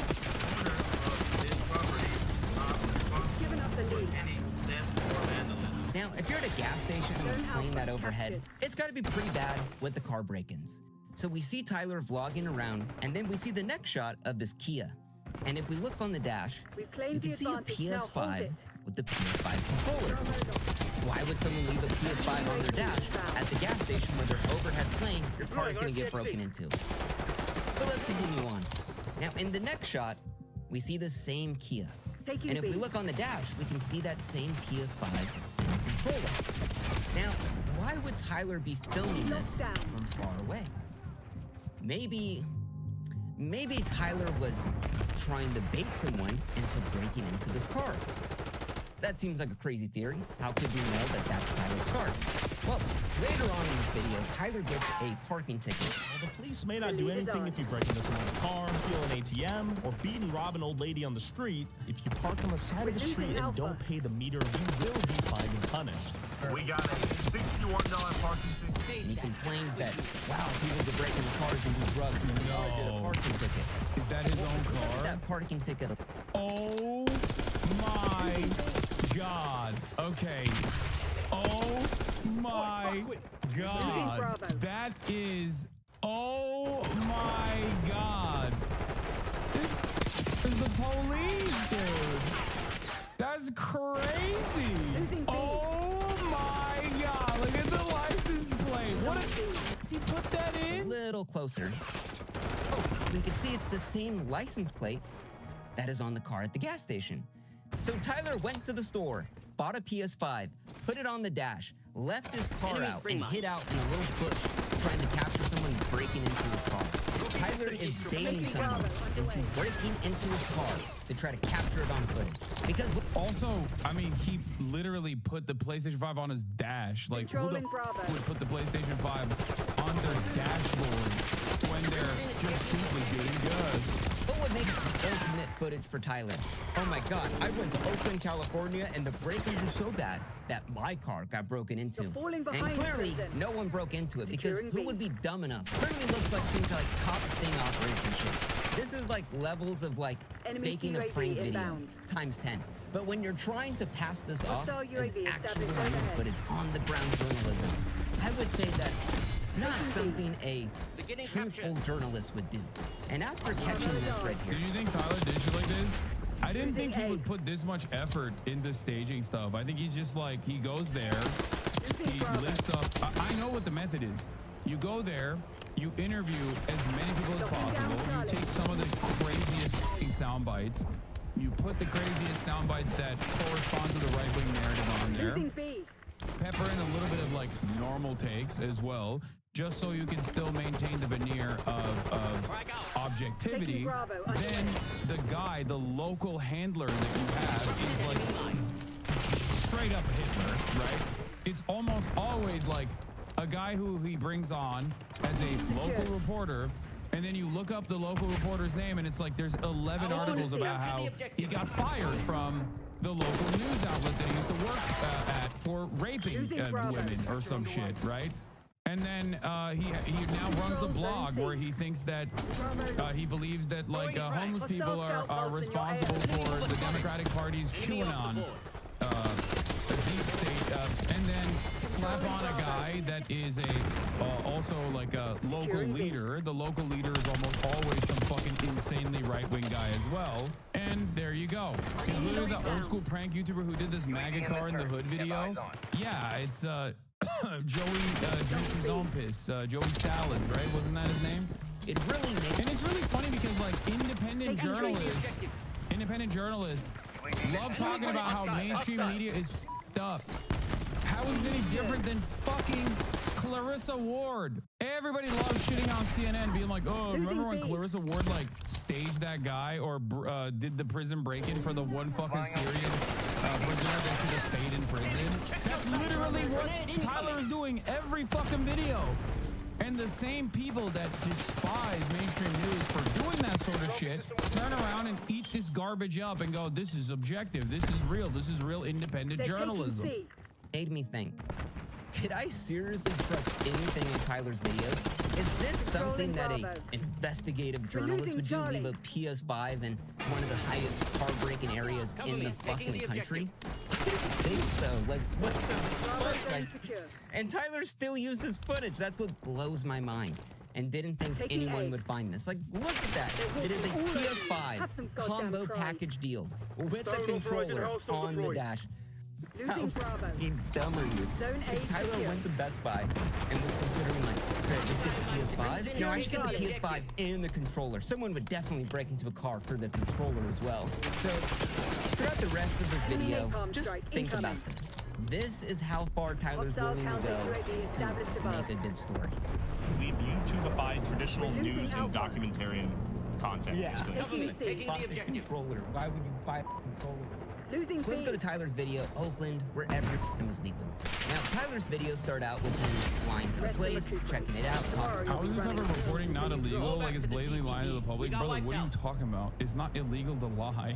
The most popular news broadcasts in the country on network television are serial liars. Fox News. Fox News has defended that it's not real news broadcasting, but simply entertainment in courts to defend themselves when they were caught openly lying. On the both sides, and intersperse news clips, irrelevant news footage of these events happening in that city. With 1 of every 30 residents having their cars stolen last year, a 38% increase in robberies, 23% increase in burglaries, and 44% increase in motor vehicle theft. Because frankly, when Tyler goes to these places, it's not as bad as he always wants it to be. So by Tyler showing all these news clips, it could seem way worse than what it really is.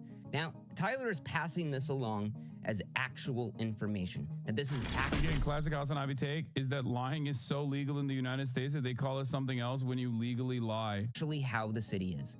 Now, these news clips are always from the city that Tyler's in, or are they? In this Oakland video, Tyler brings along this prestigious reporter. Yeah, he does this shit all the time too. He just peppers in Bay Area native irrelevant. and investigative journalist Darren Stalcup to hit the. Let's see if the Tyler method that I presented to you seems correct. Now, I don't know anything about this guy. Let's see what's really going on in Oakland. Tyler shows clips of him going on Fox News, that he's been all around town investigating the homeless crisis within Oakland, California.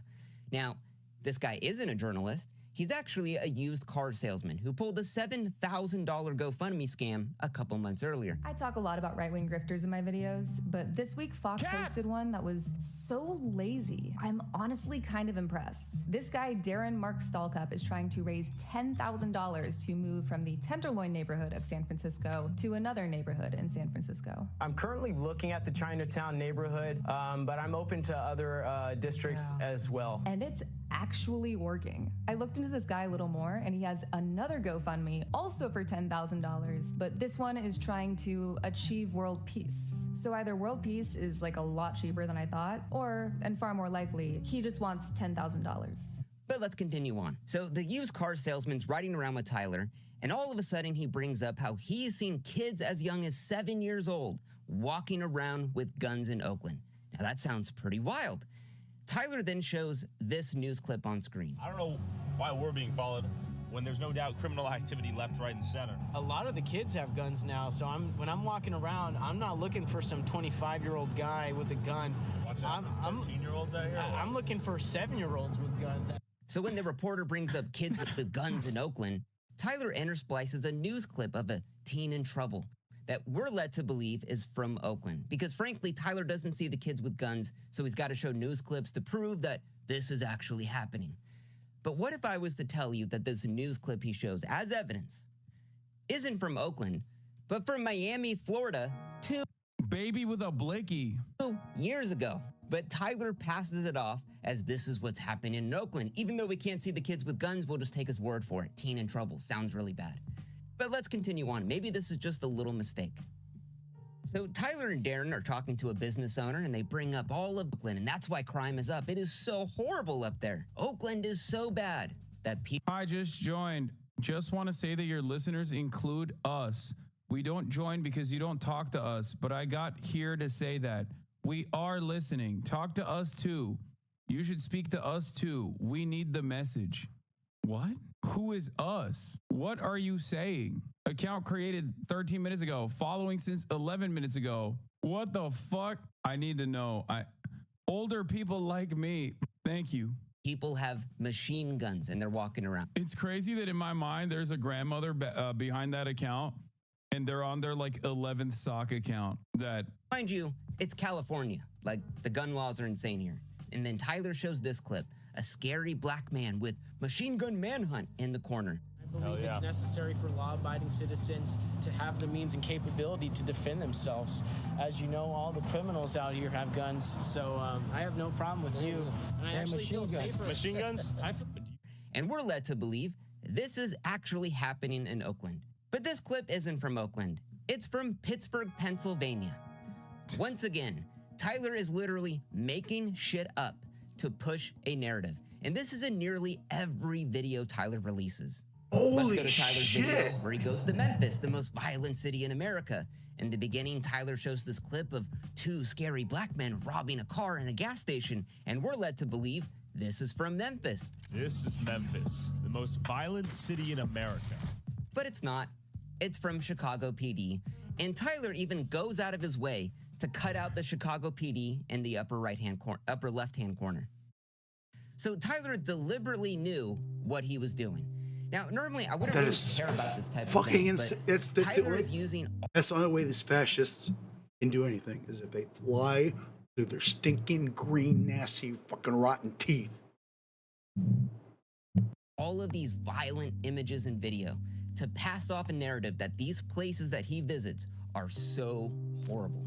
And it's really being used to just make up shit about the city. Because frankly, it's not as bad as he wants it to be. And when you're at the point of having to use random news footage to sell off this narrative, I would say that's not really the unbiased truth or investigative journalism. But it doesn't end there with Tyler. In his video, I investigated the gun violence capital of America, aka Chicago, Tyler shows this clip. This investigation is whack. All he's proving is that Tyler is not a geography major. This is a good one. Respect. I agree. Yeah. Who could, excuse me, it's really messed up. Anyone could confuse news footage from Chicago with news footage from Memphis, okay? Really messed up. And the man's talking about petty theft in Chicago. But all the crime down here is just like petty theft, breaking into cars, go to certain neighborhoods. Now, petty theft is non-violent theft that is under $500. Unintelligent person alive. It isn't some burglary or mugging or whatever. But while this guy's talking about petty theft, Tyler then shows this clip to almost disprove the guy. Like, wow, he's talking about petty theft, but clearly there's 4 black men robbing a car in the middle of Chicago. That sounds pretty wild. But once again, this clip isn't from Chicago. It's from Houston, Texas, 4 years ago. Like, I why? can hear this all day long. Tyler makes up shit to fit his narrative. And when that narrative is... He already had footage from Chicago that he showed in his Memphis video. Why didn't he just save that footage for his Chicago video? I just don't think he cares. It's all about the narrative. He doesn't want to show factual shit. He just wants to push narrative, period. He doesn't matter. Though this is from Chicago, it doesn't matter. Because it's all the same everywhere. Is being used as the unbiased truth or journalism, I would say that's pretty bad in my opinion. But let's just continue on. Or let's go to Tyler's video. I investigated the murder capital of America, New Orleans. Now, Tyler's talking about living a life of crime, and he shows this clip on screen. A lot of people die due to gun violence. With murders happening every day, countless kids are left without strong parental figures, get raised by the streets, live a life of crime, have a few... Wow, a black man just shooting someone in the middle of the day? Oh my God. New York. It literally says New York right there. Is absolutely horrible. But that clip literally says it's from New York. That is how lazy Tyler is with this content. He's just taking random violent imagery, putting it in his videos, and trying to sell it off as this is the truth. Goal is simply to educate, inform, and entertain, and hopefully do all 3 at once. Or boots on the ground, as they say, balls deep, trenches thick. Is this really what a journalist would do? Let's go to Tyler's Sweden video. Sweden, inside the country that pays immigrants $34,000 to leave. The video that we're watching, ripping Tyler a new one, is Vince Vintage. Now, in this video, Tyler's interviewing a Muslim activist, and Tyler asked the question, is Islam's values maybe not compatible with Sweden? Of Islam conflict with Swedish society and Swedish law. And while the lady goes into Islam and all these other countries, but when Tyler goes to the part of her talking about Islam in Sweden, Tyler shows this video on screen. The way someone see Islam in Afghanistan or in Somalia or in Iran or in Sweden is obviously different. And we're led to believe, wow, while this lady is talking about Islam being peaceful, they are protesting. Oh my God, and there's an ISIS flag. Clearly that isn't just a peaceful protest. They have ISIS flags in Sweden. But once again, this clip isn't from Sweden. It's from motherfucking Malaysia. And I could do this all goddamn day long, Tyler. It's nearly in all of your videos. You are passing this off as the truth. Because frankly, when Tyler goes to these places, it's not as bad as he wants it to be. Just trying to get like some views on social media. So do you have some idea, or do you want to get detained for obstruction? I mean, you can detain me, but am I under arrest? And if so, for what charges? Oh my God. Explore with us got the body camera footage of Tyler Oliveira getting fucking arrested and behaving like a sovereign citizen. Oh my Lord. Oh my Lord. Mr. Audit the audit ass motherfucker over here. Oh, he's doing... Excuse me, am I being detained? Harassment. You're gonna harass me right now? Said you're being detained, sir. Whoa. Hey, Don't break me. You can't do that. Are you gonna identify yourself or not? Okay, I'm on public property. Are you gonna identify You can't strong arm me. Yes or no? We're going to court over this if you want. And once again, I would Oh just... my God, let me so be clear. sovereign citizen. Is this what a really thorough investigative journalist would do? Be so lazy with the content that they make that they're just throwing in random news clips of, as we've seen right now, only black guys committing crimes, all to amplify the video and make it seem as horrible as... When Predators, wait, EWU, when Predators call the cops on a YouTuber? And he just kept trying to say, hey, well, we're going to sell you candy. You can't be here to sell candy and stuff. You know? Oh, yeah, we know that. Oh, is this like the pedophile community or whatever? 9 counts of possessing child pornography, 1 count of computer solicitation. Did he go to like a pedophile community or whatever? Like, there's places like that in America, chat, where people who have done horrific crimes in the past will not be able to live in certain neighborhoods, so they just like build pedophile neighborhoods, also known as Mar-a-Lago. Get it? Anyway, yeah, they can't like purchase they can't purchase property or rent property in certain neighborhoods, so they just sometimes move to Florida.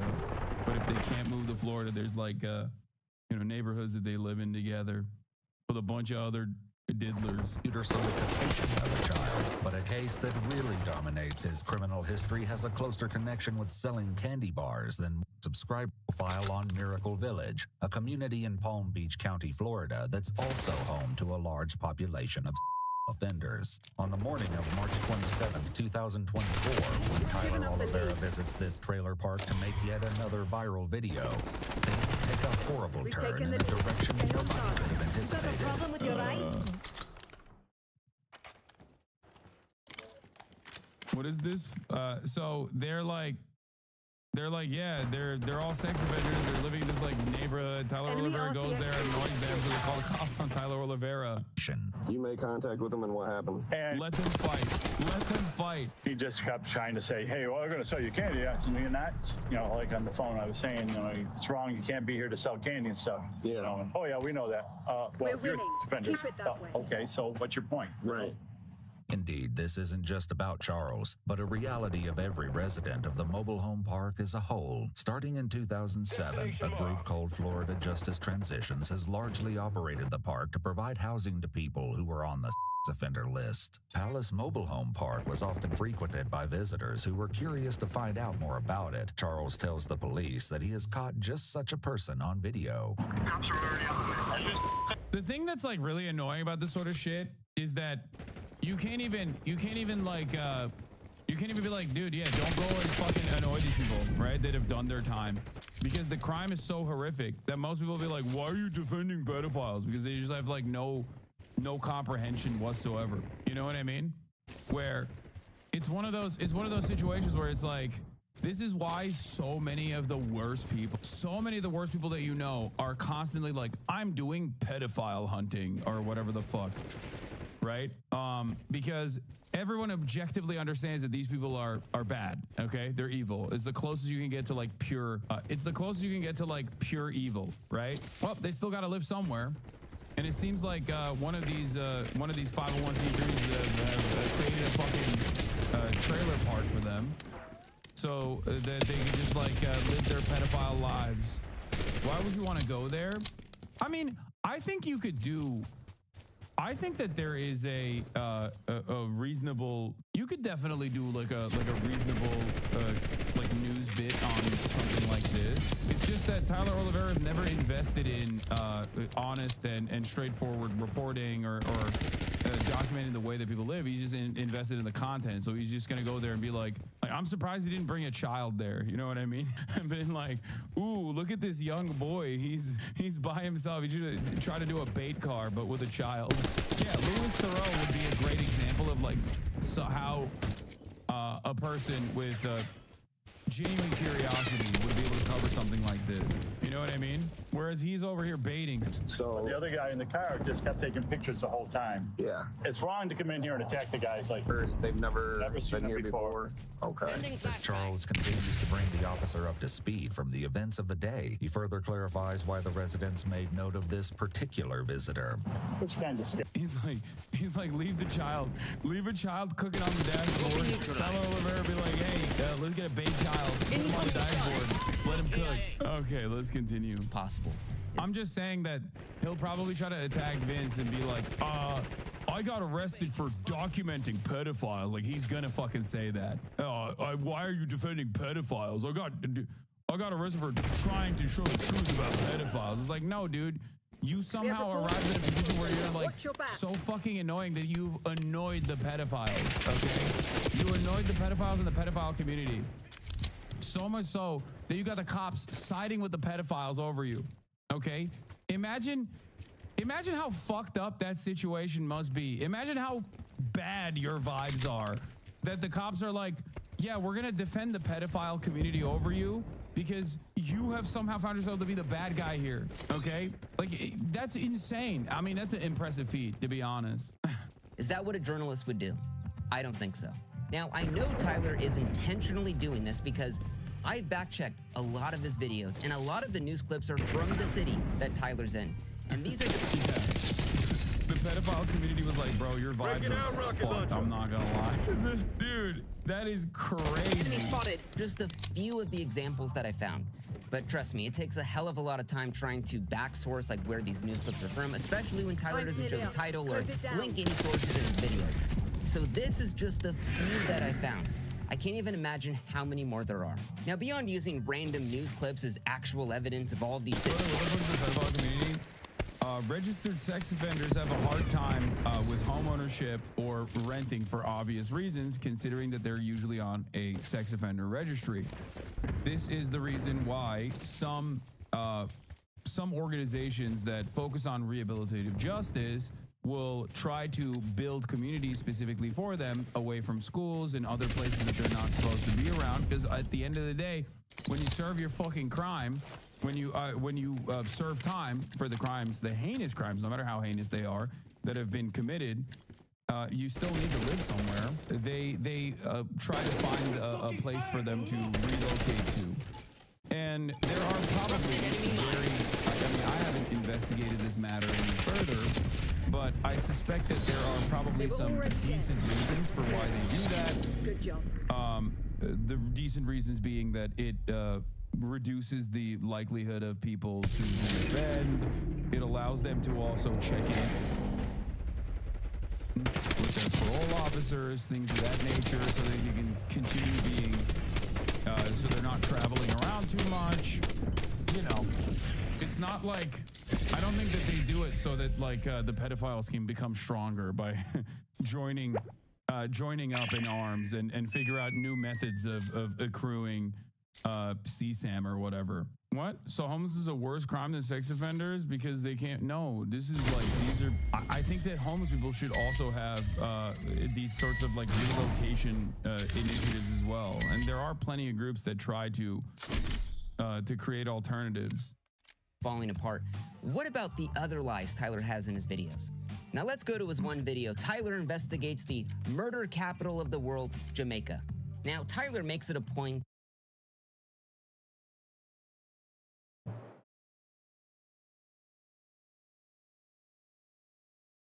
that it is so dangerous here. It's the murder capital of the world. This is Jamaica, the murder capital of the world. That's a big old knife. Have you? So he has to hire a local guide to protect him and show him around. Hello, hello, hello. Hello. What's happening? Holly jolly Christmas, man. How you doing? Pretty good, yeah. We just got done walking the dog, doing a night walk. Yeah. Yeah. What's going on tonight? Y'all doing it Christmassy? We're gonna open gifts later, I guess, just between us two, you know. And but yeah, no. Other than that, we ate pierogies for dinner. It's kind of a thing we do. Pierogies are yummy. Yeah. Dude, if I could find some vegan pierogies, I haven't even thought about that. Holy shit. Get on that. You'd think they would be able to make that, right? It's taters, right? Sauerkraut, taters. You could skip the cheese. Yeah, or like put some kind of vegan cheese in that shit. Dude, right? I'm surprised I haven't seen this happen. Get on that. I'm going to. Get on it. What have you been up to today? You just been chilling? I've been doing it literally next to nothing. Doing a little cut my hair. Yeah. No, we just cleaned the house basically. Yeah, it was a pretty chill day. I didn't go well. Yeah. What time are you expecting people tomorrow? We said around 2 o'clock. Well, yeah, sorry again for not coming. I'm just long thing. I'm. No, it's fine, man. I'm. If you're still willing, possibly next year. You know, I'm just like, I don't know, dude. I'm in a bad headspace. I'm trying to get out of it. Once I do, I'll be probably good to go as far as visiting and doing shit. Yeah, no worries. No worries, man. You know, I'm working on it. But yeah, I've got no plans. I've got my White Claw surgeries as usual. I think I need to stop drinking, man. It's been tough. I used to go through like I would stop for a long time, and then I would drink for a little bit, then I would stop. I've been on a drink without a stop for a while, and I feel like I need to stop. Yeah, I'm kind of with you on that myself. And these are strong, man. And dude, I'm gonna be honest, I'm throwing down like 4 of them a night. It's an 8-point alcohol volume, and this is how many ounces is this shit? It's a pint. Drink 4 pints of this shit. So this is White Claw, not like the thin cans. It's White Claw, the same size cans as usual, but it's in a blue can instead of a white can. Yeah, and it says Surge. I don't know if I've seen those. Surge, okay. Yeah, Surge. White Claw. Yeah, Rachel buys the normal ones. I mean, those are good, and I do too. I'll get those once in a while because like it's like pretty low on calorie considering, you know, and like it's whatever, but they put these out. And they should have never put these out. It kind of ruined my life. Oh god. Oh no. Dear White Claw, thanks for ruining my life. Yeah. Why did you have to release a stronger version of something I did already? Just to really get me hooked in for shit.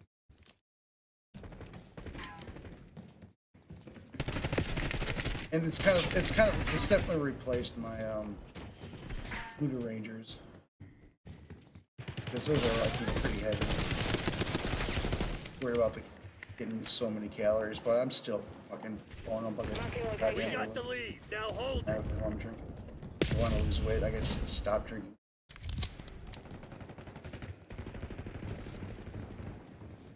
I didn't realize that you can go the garage in the backyard. You could climb up, and there was like a window up here. I'll mark the spot. Oh yeah. It's like you yeah, have to for jump sure. on the truck. I didn't know about that. Yeah, you can. I never. Really, I don't really. Yeah, I mean, This that's is a just a campers- camping spot, yeah, absolutely, essentially. 1000%. I saw somebody up there.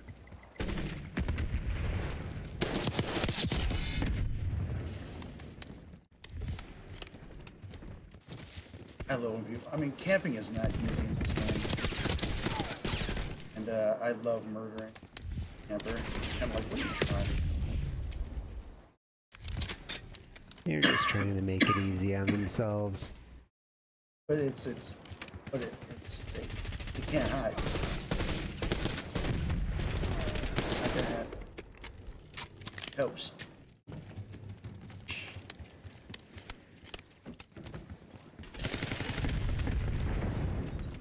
So your sister is coming by tomorrow, right? Oh yeah. Yep. You wanted me to Your come over daughter when and your son. sister was there? I would have called. I We would have don't like, generally so talk QAnon. politics. I would have brought it up I would have to immediately. get you to like sign in blood that I you would would have not say ruined anything. Christmas, bro. Everyone like, what the fuck, No. dude? There would have been if you would have said yes, I would have had to quickly give you a little caveat. Oh, phew.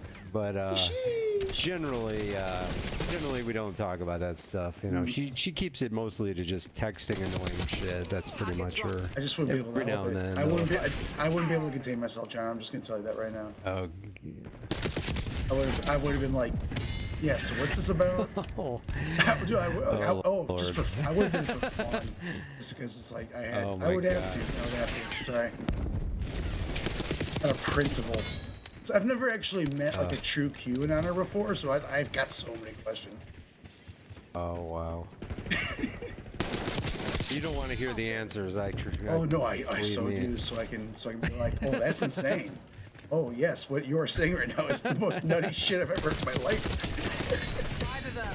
Whoever is telling you this is lying to you. You should immediately stop listening. Please. I don't know if it's Alex Jones. Sean, you just don't know you don't know the truth. You don't know the truth. You're right. You're right. You're not doing your research, man. Yeah, I'm not doing research. If by research you mean watching Alex Jones, that's not research. That's brain rotting. So get the hell out of here. All these people claim they do research. It's dog shit. They do zero research. Oh man. They do no research. Like they watch a couple YouTube videos by people who confirm their biases, and then they call it research. It is. I don't like to use the R slur, so I'm not going to. But that's what it is. Just straight up. It's an insult to the concept of research. We're flying on cue. UAV I almost want to be like, how dare you call that research? How many books have you read on this? Zero, because you can't write a book on this dog shit because it's not true. Eyes on Sam. At least not a book with like. It was kind of fun. Go ahead. Sorry, please. What was kind of funny? No. Yeah. Oh, not that long ago, she's like, "Have you ever read the book 1984 by George Orwell, of course?" I'm like, "Yeah, I read that in high school." And she's like, "Oh, it's really worth a reread." And I'm like, "Are they? Did the QAnon people co-opt 1984? Like, in what sense? Like basically, I know, dude, because that's what the liberals are doing. We're controlling people with our woke state or some shit. I imagine that's how they're trying to frame it. I mean, it's. I felt like saying I should have said, George Orwell was a socialist. Yeah, I mean, you could throw that at him for sure. I mean, the book is like anti-Stalinist, even though Orwell was a socialist. But yeah, the fact that he was even on the left should at least like make them question their own beliefs. Or at least their own condemnation of the left is Enemy with Semtex. or accuse the left of every evil on earth. Oh, but it just shows the intellectual anemia the whole movement has. It's just literally just dependent on ignorance, and the fact that it can thrive in America says a lot about America.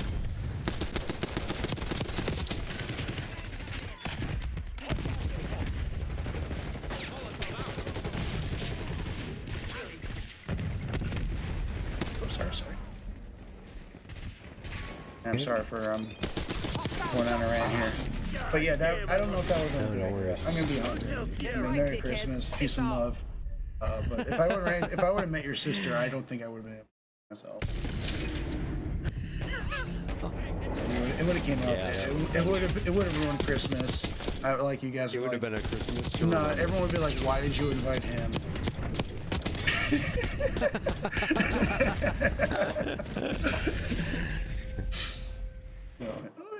Hey, you got 3. I was on bottom, man. Let's go. Clear this game. You didn't do bad. You basically went. Still, we wrecked him. I mean, I'm proud of that performance because I was just pretty much thinking about if I met your sister the entire time we were playing. Just then. You know, I was thinking about the other day. So she's twice divorced, and now she's moving in with my dad. But she still apparently has hope for finding what she calls the final guy, right? She wants to find another guy, right? And all I was thinking is like, how difficult is it if you're a conspiracy theorist to find compatible people? Not only are most people not conspiracy theorists, so you're already up against the wall with you're shooting yourself in the foot, eliminating a giant swath of the population who just will think you're nuts right off the bat. Then if you actually find a fellow conspiracy theorist, you got to like be basically somewhere on the same spectrum, right, of like, how hardcore are you? Do you believe that fluoride in the water? You think that all vaccines are bad? Do you think that the earth is flat? I mean, she eats it up. She's like, I don't know exactly, because I think it changes, and a lot of her shit doesn't even like fucking make sense when two of her ideas can be in conflict with each other, I swear to God. But anyway, I'm just like, how the fuck are you ever going to meet anybody if you're like into this crap? Unless it's another kook.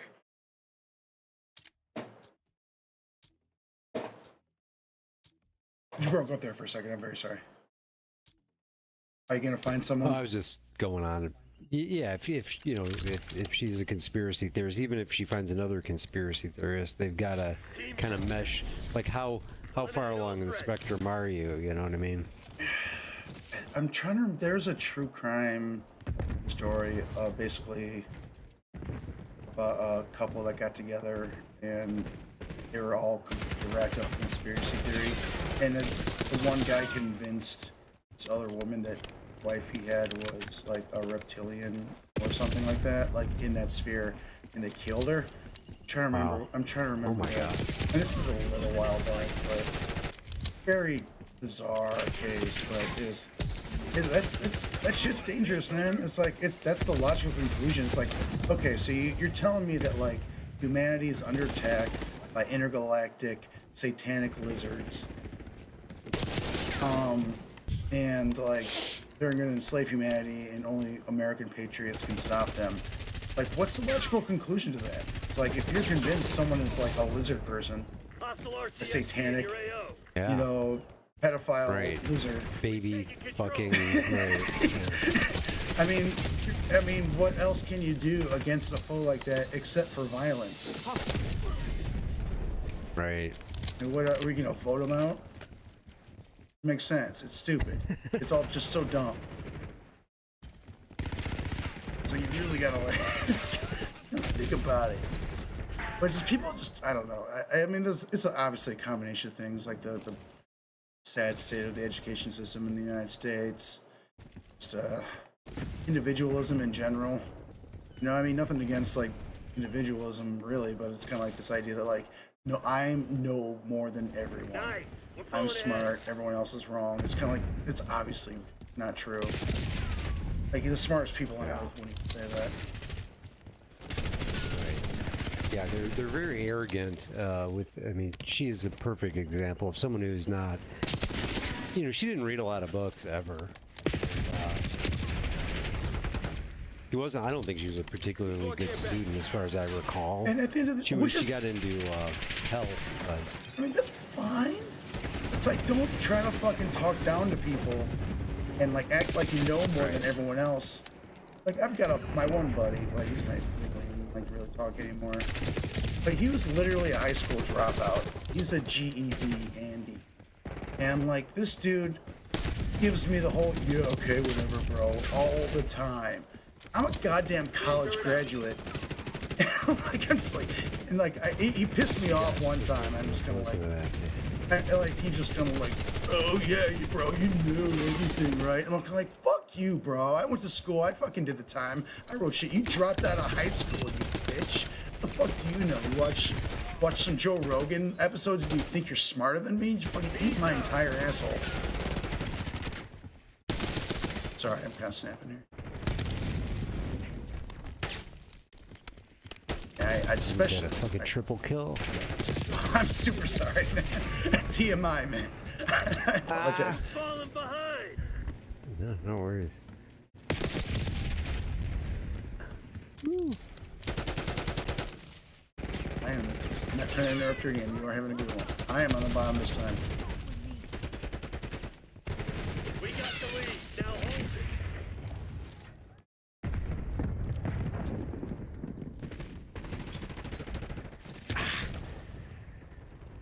I'm sorry. Oh, Lord. We've lost the lead. Shit. I'm pretty close to putting out the COD points to get that looks like a chameleon skin.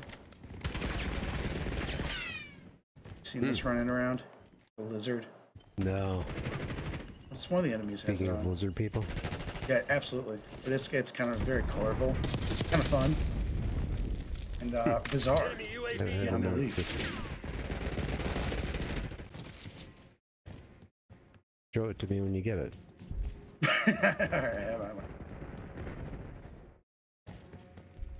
if you keep your eye open for an enemy, it's like very colorful, rainbowish. But then if you take a closer look, you realize that they are a little lizard. I just killed him. No, he lied. He just killed me. I keep throwing grenades at you. I'm very, very sorry. So you got the enemies on your back. Marshal, request UAV test.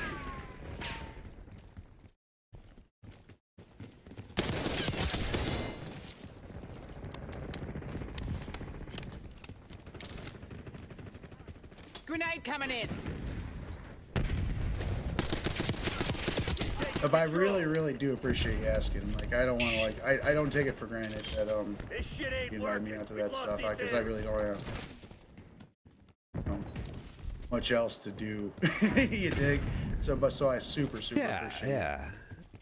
Means a lot, and I'm gonna make I want to make an effort to like come out, but this year wouldn't have been good for a couple, obviously for a couple. I totally would have. I need to prepare myself for that. I don't know if I need to buy like duct tape for my mouth. Whatever's gotta be. I'll just be like, this is my mute friend Sean. He's thinking about silence. If he takes the tape off, he'll start screaming about you now. Enemy RCXD detected.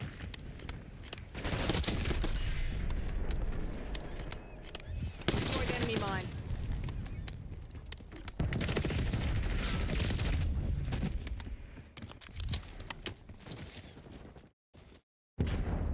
Did you end up watching that Martin Short SNL thing, or did you not get to it? Martin Short SNL. Did we talk? I blanked.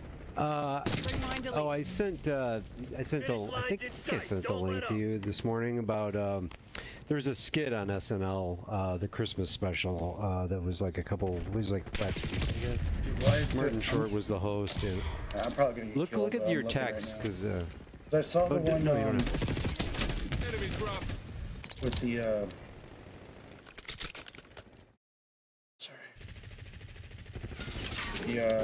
the book formatting one. Oh, shit. That was the sent. Yeah, I sent it before, I sent it right before that. I think I sent them both around the same time. I am very. I said I watched it. Check it out when you're done. I don't know if I was like sleeping. I will watch it. Thank you. Thank you for reminding me. Perfect execution.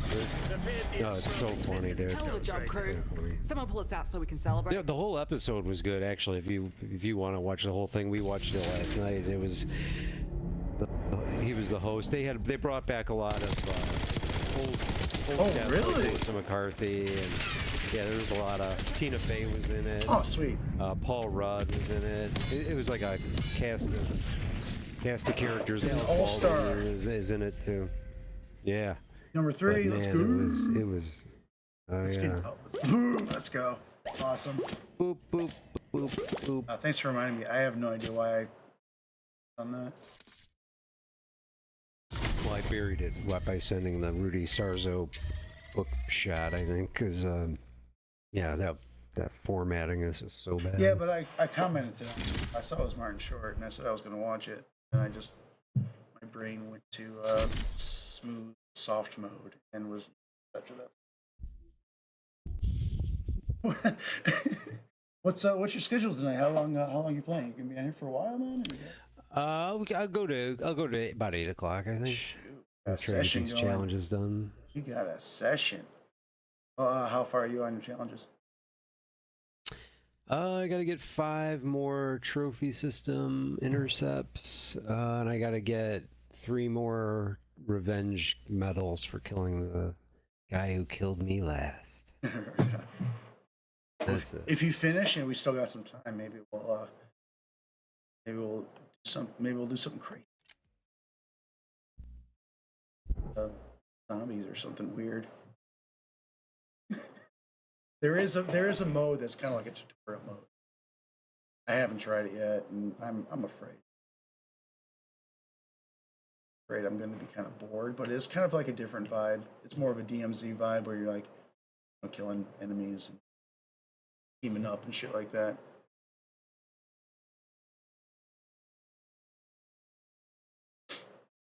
I'd try it. We'll see. This time might just fly by in multiplayer. It tends to.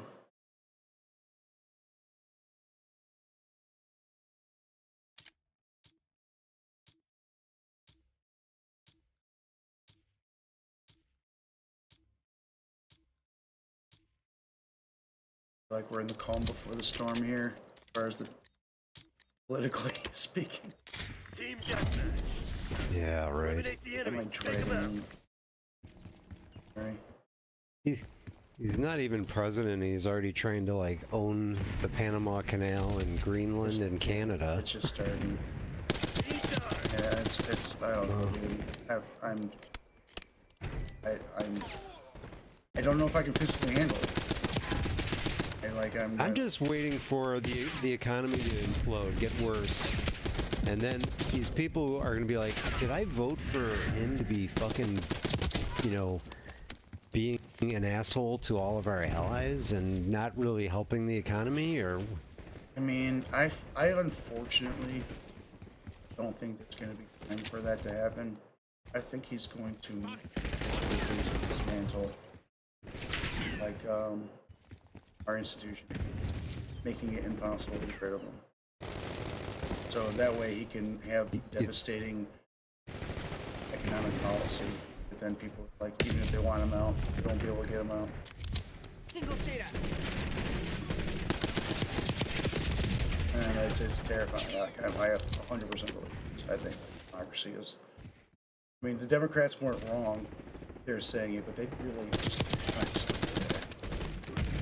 long as the president of Wall Street are taken care of. But as far as like, queer people and like, immigrants in particular, undocumented people who are like, oops, bolster our economy. Oh, I threw a bomb at you. Catch. Yeah, what's gonna happen to the price of fruit when he starts deporting the people who pick the fruit? I mean, I don't know, unless he takes like some wild kind of like left shift, where he actually does like some economic policy that makes sense out of necessity, because the economy starts collapsing under these policies. I mean, that'd be interesting, right?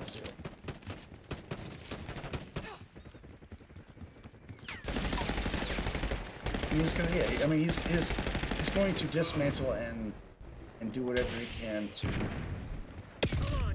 throw his enemies in jail. That's like the priority of the presidency. I feel like I don't even know. I mean, even the tariff thing. He might not even like push the tariffs in right away. He might make sure. He might make sure he democracy is done before he tries that. Nice. We're pulling ahead.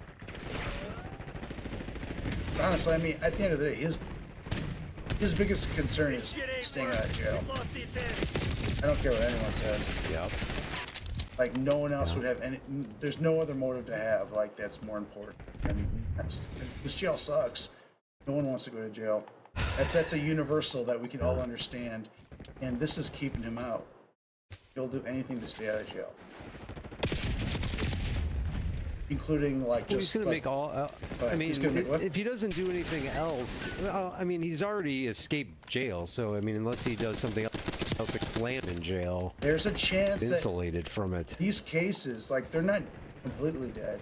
And, like, he would still be... yeah. I mean, effectively. Because, honestly, he might not even, like, survive presidency. He's old as shit. And with RFK running, like, the health in the US, like, that's just getting shorter every minute. Oh, yeah. I will take to the streets to protest them taking fluoride out of water. It's like, I'm a pretty lazy brusher. And, like, I know that for a fact if they didn't have chloride in the water, my teeth would be rotting out of my skull. Yeah, on that documentary we were watching on World War I. Boy, the British soldiers, you see their teeth up. Holy shit, dude. Yikes. Nasty. Oh, everybody. It's like, how did anyone have sex back then? It's just like their breath must have been like fucking horrible. Oh, boy. Put your head in a bag. I mean, you're Anglo, right? Matthews. Yeah, I'm like a Euro mutt. Yeah, oh, yeah. So my grandfather's on both sides of my family were from England. I'm like Anglo as shit. And my teeth are jacked. I'm an American. I got braces. And I wasn't even very good with my braces. Like, I fucked up. I didn't wear the rubber bands, and they took them off early, and I got this gap. But imagine what they would be like. Oops, sorry. If I like didn't even wear them at all. My mouth would be it'd be like a big plate of fish and chips.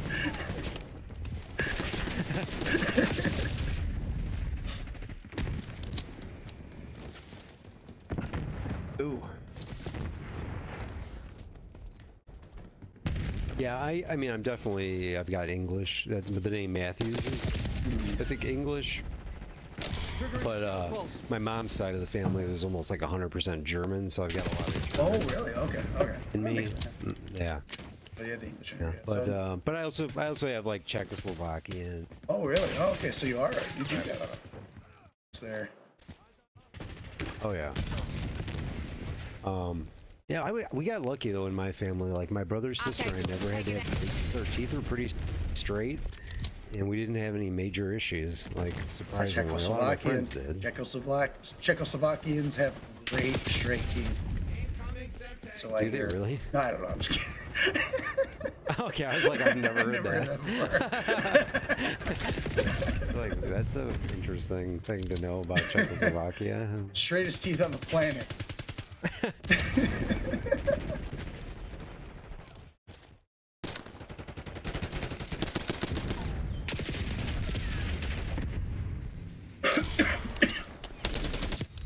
Czechoslovakia, come for the Klotchkis, stay for the straight teeth. Oh, yes. Oh, there's so much more.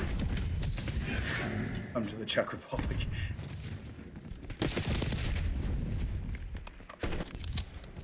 I've been to Prague, actually. Nice city. It was a long time ago, though. Oh. Very arty, I hear. Yeah, I like it. Europe in general. Just, it's kind of a nice vibe. I will randomly feel the urge to just move there, just get up and go. Maybe I can. Do you think I can run away from like the kind of bills or loans and shit that I have if I just like take off and go to like Berlin? I would imagine it would be very hard to make anybody care enough to do anything about it. So I got some pretty good funds going at the moment, so it's kind of like if I can escape and like get away with it, I mean, I would do it. And you and I could still play Call of Duty. True. I know, and then, woo. My next door neighbor, he said that his dad. He said his dad is he's got Irish in his family, and he was looking into the possibility of moving to Ireland. But he's like, but you know, my job's here, and you know, and plus it's Ireland. Like you don't know anything, and just show up and be like, hi, I'm living here. I mean, yeah, going there without a plan would be rough. Yeah.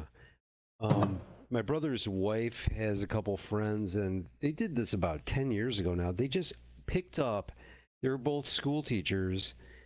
They picked up and moved to New Zealand, and they hadn't even visited the country before. And then they got jobs, and I'm like, how? I don't even know how you fucking pull that off. Like, honestly. You literally move somewhere you've never been? Like a country? Yeah. Wow. Yeah. They're still there. Well, and I mean, I guess a good move, I guess. I mean, lucked out. I'm glad they didn't hate it. Or maybe they do hate it, but they're kind of like, well, this is our situation. Hate it or not, we're here. God damn. Oh, man, I don't know. I do like Europe. You been to Europe? Oh, did I lose you? Uh-oh. Taylor. Mic check.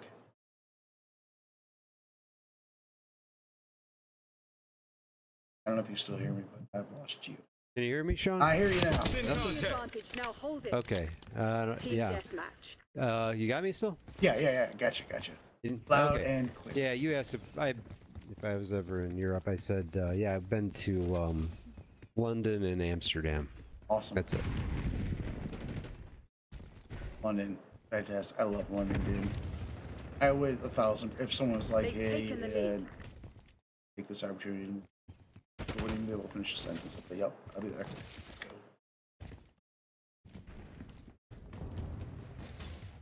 Yeah, I really enjoyed it. The only thing, I had a little bit of a problem finding good food, though. I know that's an American thing to say, but it was like, seriously, I couldn't find decent food. If I'm personally worried about food, like, I shouldn't, like, from where I'm living right now. Get down, Frank! Right.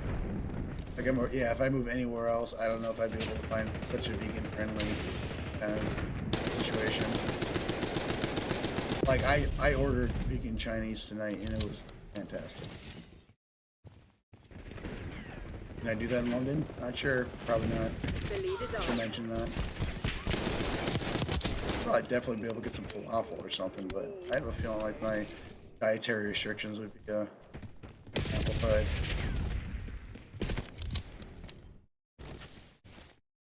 Chicago's a great city, dude. Like it's user friendly. You know, it's easy to get around. Sure.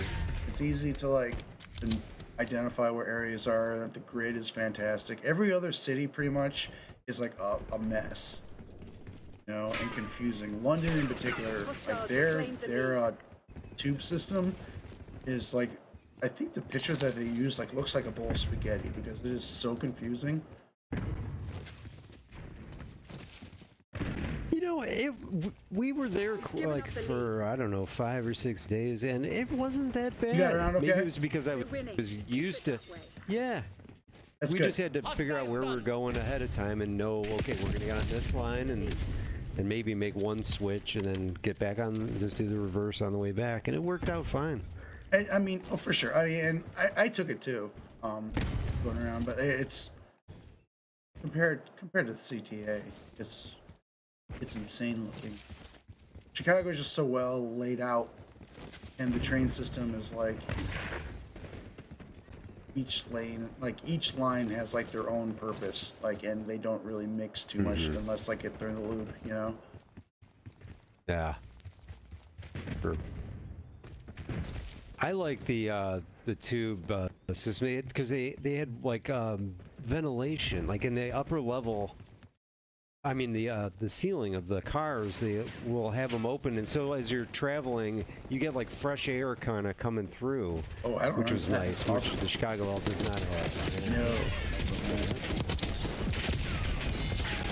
Very nice not to be. Whatever. You ever whatever you smell on. No. You ever taken the train in New York City? Claim the advantage. Now hold it. Once, yeah. We were with a guy who lived there, so. Oh, yeah. So he knew where. Basically, we just followed him.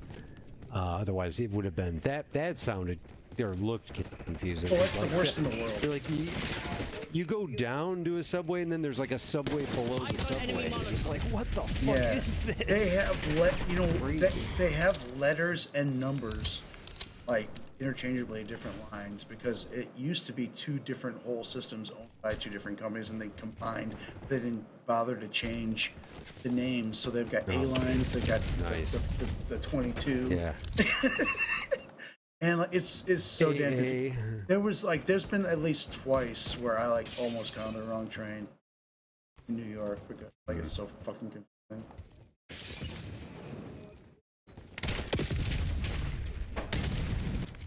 Yeah, that's next level. Totally. Yeah, Chicago's got a fantastic transit system. I mean, it's got its problems. They all do, but. And like I know if I lived in another city, like I would get used to it. I would just take the lines that I take, and I really have to master the other ones, but it's just. Trophy system activated. Enemy stopped. Here, they're like, I mean, Los Angeles doesn't even have like public transport. Car city. No. Imagine. Right. I get the last word.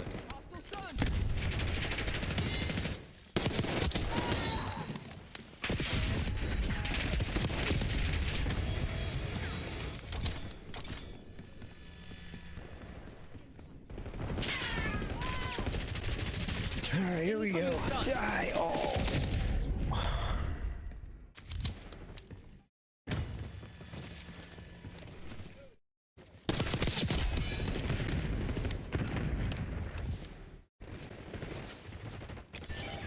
Yeah, Wrigley Field is something else too.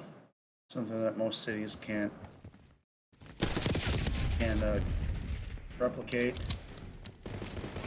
Neighborhood. Like I feel like it's like I can't speak for European towns and stuff and like football, you know, football clubs and whether or not they're like neighborhood football fields kind of thing, you know. But as far as baseball goes, Wrigley Field it's great. Not getting one of mine. And it's like it's just such a cool area, you know, all around it. It's like it's like its own neighborhood. It just is. I love the city, man. I don't think I'd move unless I had to.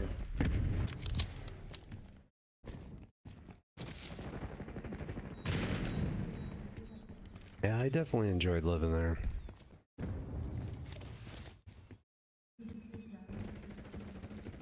You're falling behind, Crimson. About a little traveling trip. Traveling trip, what the hell does that mean?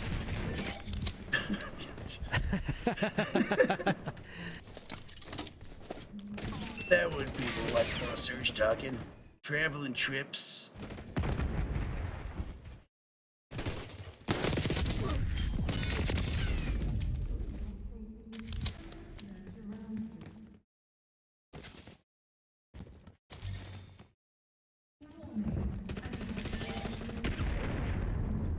Ah, shit. I mean, look at the leaderboard.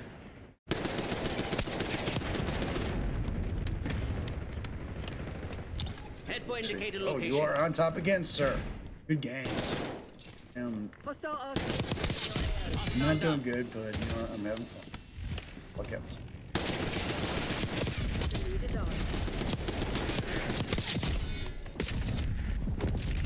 Okay. Buddy, anybody? Shit, come on. Oh, a tie game. Fuck. They just took the lead. You can blame me on the bottom. If you want to yell at someone for I'm doing my best though. We're coming back. We came back. Ooh, and I just unlocked my tiger camo. I think that was the last one I had to do before I got to the have you been doing the camo grind? MTC's nearly dry. Get serious, Crimson. I mean, yeah, but I've been like popping around on different guns. Yeah, so, yeah, but like I'm doing it. Like but, all the you know, base ones seem to be headshots. And then there's like two, which are kind of like unique to that gun, and those challenges change up. Like they're not just a headshot ones. Like there'll be something different for pretty much every gun. But then there's the gold, which is basically not double kills, but 2 kills without dying, so they don't have to be like proper double kills back to back, you know. And I think diamond for the most part has been triple. I mean, but 3 kills without dying, not proper triple kills. You know what I mean? Mm-hmm. And that's all I've seen so far. I haven't looked at the other challenges for the other guns, but it's kind of, I don't know if I feel like it's too simple. Mission goals are green. But you know, honestly, if they had to pick just one challenge, like be like the main challenge, I think headshots is. Oh, here we go. Here comes. Oh my God! Look at all these. Look at these Satan ducks. Mission a fucking barrel. A team of them. I wish I would have thrown a Semtex. It would have just. Oh yeah, even just increased the carnage. Oh, dude, you're #1. Let's go. Woo! Right on. Yeah.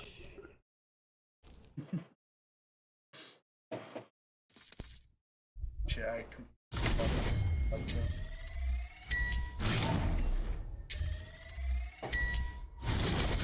We'll need 3 more trophy system kills or intercepts. Shit. Oh, I was talking about camo.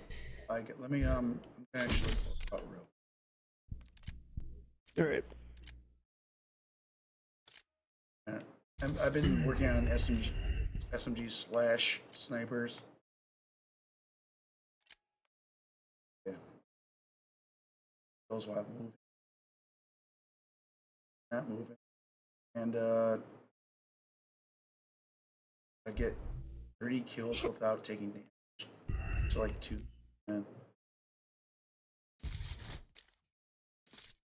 Would you be up for what do you call it? Nuketown? Yeah. Oh yeah. Let's do it. All right, cool.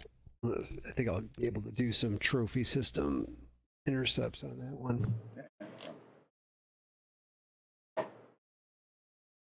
Oh man. You guys have did you find out like what do you said Your sister's gluten-free? No, it's my dad has got a girlfriend now, Oh, and right. Okay. she's gluten. She has celiac disease, I guess, and we just heard that I guess she had some things she shouldn't have had at her daughter's Thanksgiving party, and she ended up in the ER because she was having digestive issues. Yeah. Oh no. Yeah. Can you So still I was hear like, me? I'm sorry. my dad called me yesterday or 2 days ago or whatever it was. Oh, hello, hello. She was gonna come initially, but then he said she was coming, and then like, oh shit, you know, we're gonna serve beef sandwiches and chicken tenders and other stuff, but I'm like, fuck, we have to go get gluten-free stuff because otherwise she's not gonna be able to eat anything. There's something in me.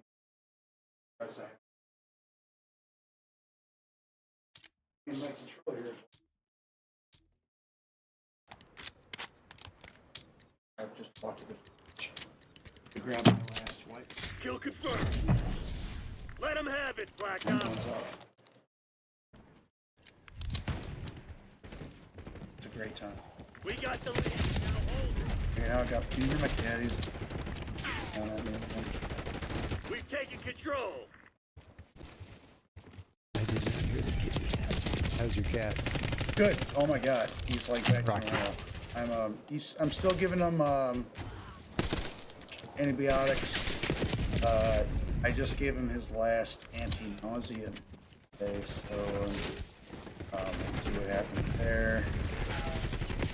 I'm still giving him appetite meds. Which I rub on his ears, which is weird, but whatever. It seems to be working. But yeah, he's like starving, and he's just like begging for constantly, so he's way back to normal. But we'll see what happens when he's off his meds, or I don't know if I should hit up the vet and see if I should refill the nausea medicine, or if I should bring him in, or I don't know. Target appears hostile. He is definitely doing good. Like, he's literally drinking water right now. Good. And he's back to annoying the shit out of me, which is like, Was that your best shot? I wasn't sure he was ever going to annoy me again.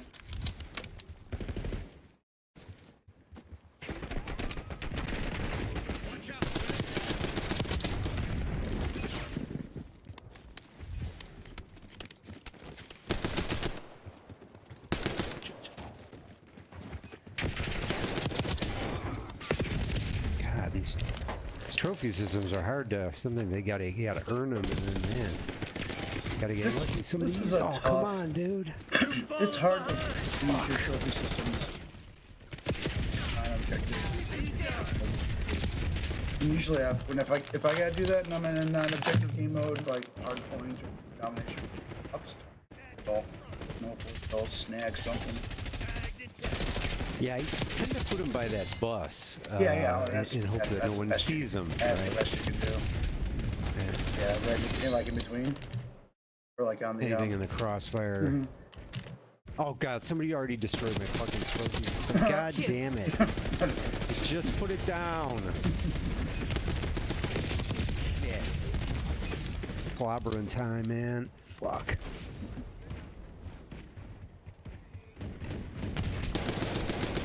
Gotta hide it. Get a shovel and bury it. Nice. We're pulling ahead.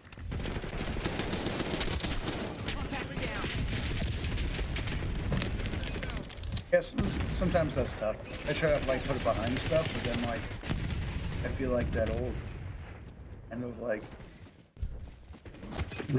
it'll like not make it work as well. Like if like you gotta be looking around like on the other side of that, you know?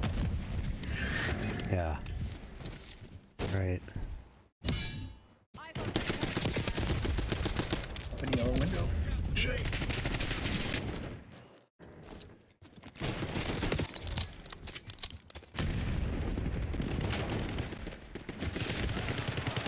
You hand it out, you better be ready to take it. Nice. Me the fucking. Eyes on Semtex. Just spawned behind yellow. I just spawned in yellow now. Just gonna be slaughtered. Yeah, we're pretty good. You are, dude, you're having a great night. Enemy with Semtex. If I was wearing a hat, I would take it off.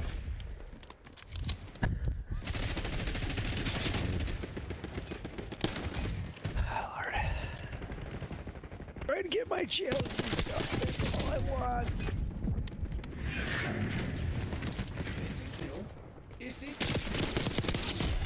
I got a body shield. It's kind of cool. I just got 2 kills with a body shield. This is fun. Just got triple kill. That's awesome. I'm still alive. All right, let's go. Fury kill. Almost got my health. Oh shit, I hear it. God damn. I got my Hellfire missile and my bad chopper. I'm getting 3-4 here. I gotta make it. Hit him hard. Shit. Oh my god, I'm spoiled.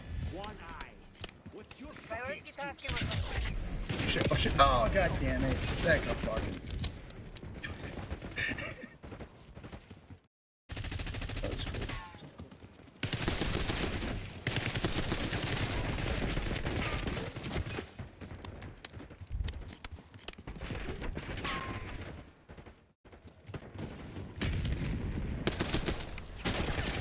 Nice. Triple kill, sweet. Go. Victory. Damn right. Mess with the diggers, get your ass buried.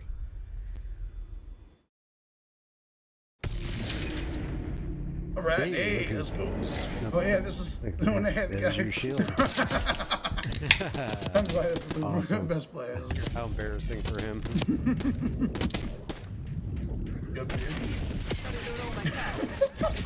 What else is new? Meat shield. Nice game. We'll do team top 2. Let's do it. Oh, I did the wrong one. Son, there's no wrong one. As long as you emote, that's all that matters. Oh man. How many more? Are you? How many more trophies do you I still need 3, man. 3? So I don't know. Do you want me? Yeah, Do you want 3 more? here? Okay, let's. These are objective modes. Maybe you'll be able to get them here. All right. I'm voted for domination, but hardpoint will work too. Oh, okay.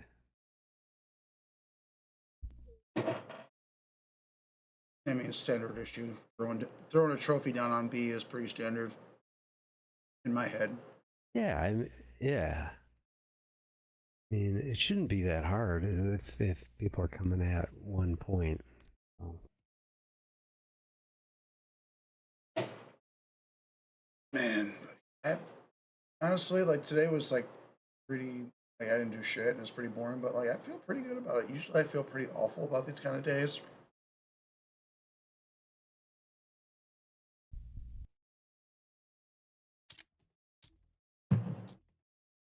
12/25/91.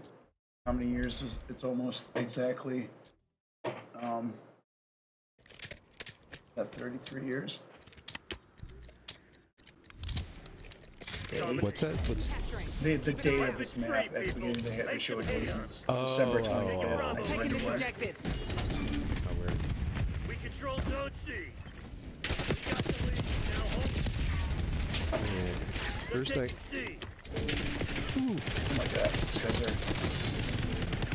are coming in hard. Yeah. Losing B.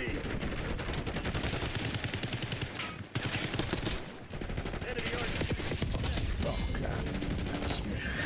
The guy. Yeah, I got him. Did you get the guy? Oh shit, I got a remote control car on me. Oh, I didn't buy it. Thank you. Trying to catch. No.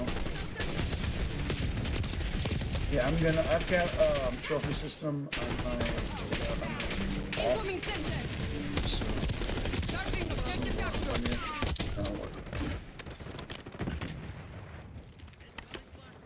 I got the guard first, then I can use it. But...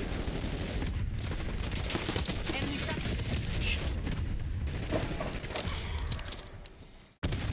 we're not. It's 12:13. We're not getting. Not yet. Okay, realized.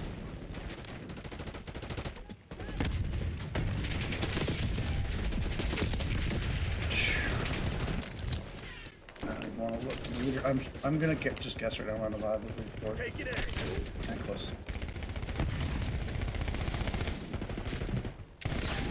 Just kidding. Just murder over and over and over again.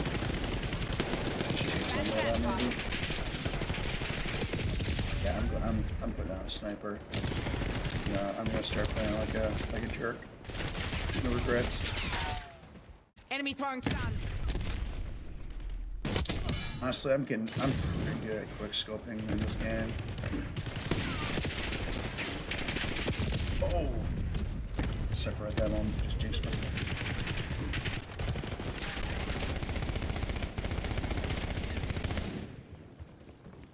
Right, yellow. West Point requesting CUAD. Control of Bravo. We're losing Charlie. Check on. Oh, what?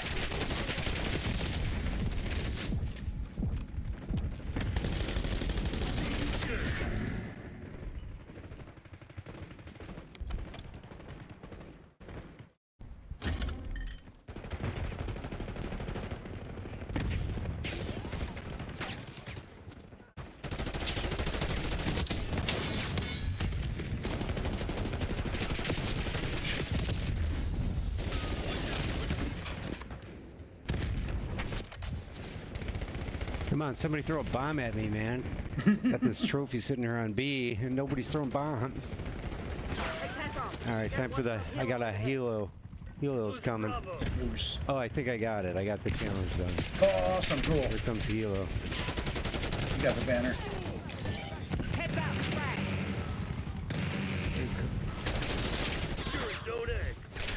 You guys better all run inside a house and hide. They're off the front door. Helo's coming for you. Oh shit! Jesus Christ! You guys have all the points covered, man. I'm just gonna go sit up in the low second floor and try to pick some people. Take it, Alpha. Losing Bravo.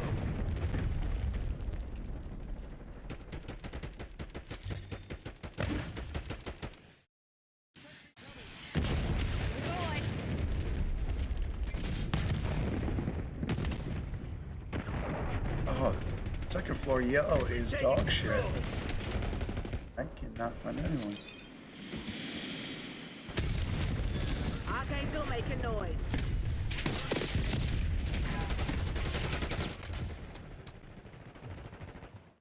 We lost B.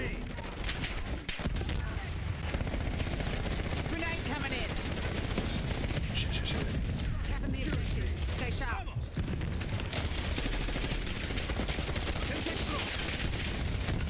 Sir, you are having a stellar evening. You've fallen behind. Been on top of the leaderboard the whole night. Living on the top of the leaderboard.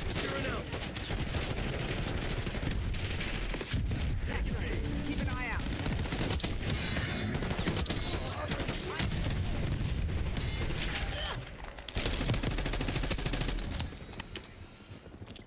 Semtex, have fun. Taking Bravo underway.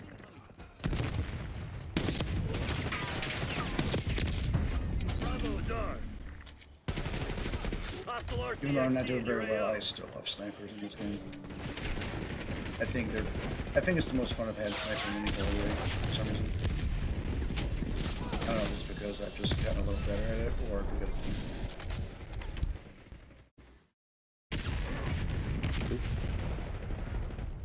like, I feel like there's super like the hitbox. Large. We got the lead. Now hold it. Throwing smoke. I don't like smoke. Fucking blind. Enemy RCX detected. Losing B.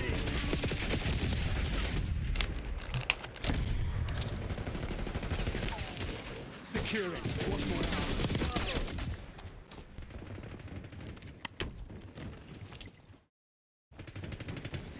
Losing B.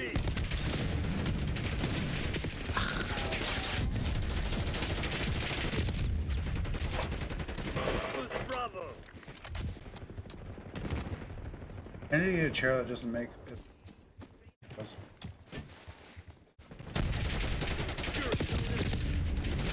If I got a noisy chair. What doesn't make as much noise? My chair, my office Oh, the chair. Oh, your chair. I feel like when my chair squeaks like it's begging for death, it makes me feel bad. I need to get a chair that doesn't make any sound.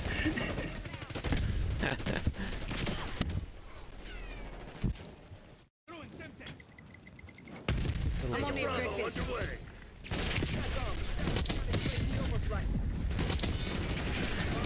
Concussion grenade sighting. Enemy RTM. Concussion grenade out. Take it out.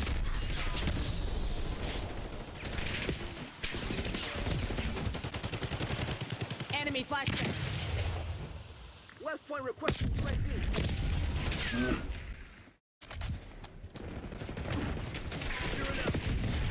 Shit, they're behind A. They spawned in A and they're sitting there killing us. Take it in. Just get assassinated. Here we go. Losing Bravo. I'll tell your mates where to find you. Well, they just assassinated that asshole sitting in our spawn. Had it coming. Sweet justice. Fire! I'm on your side.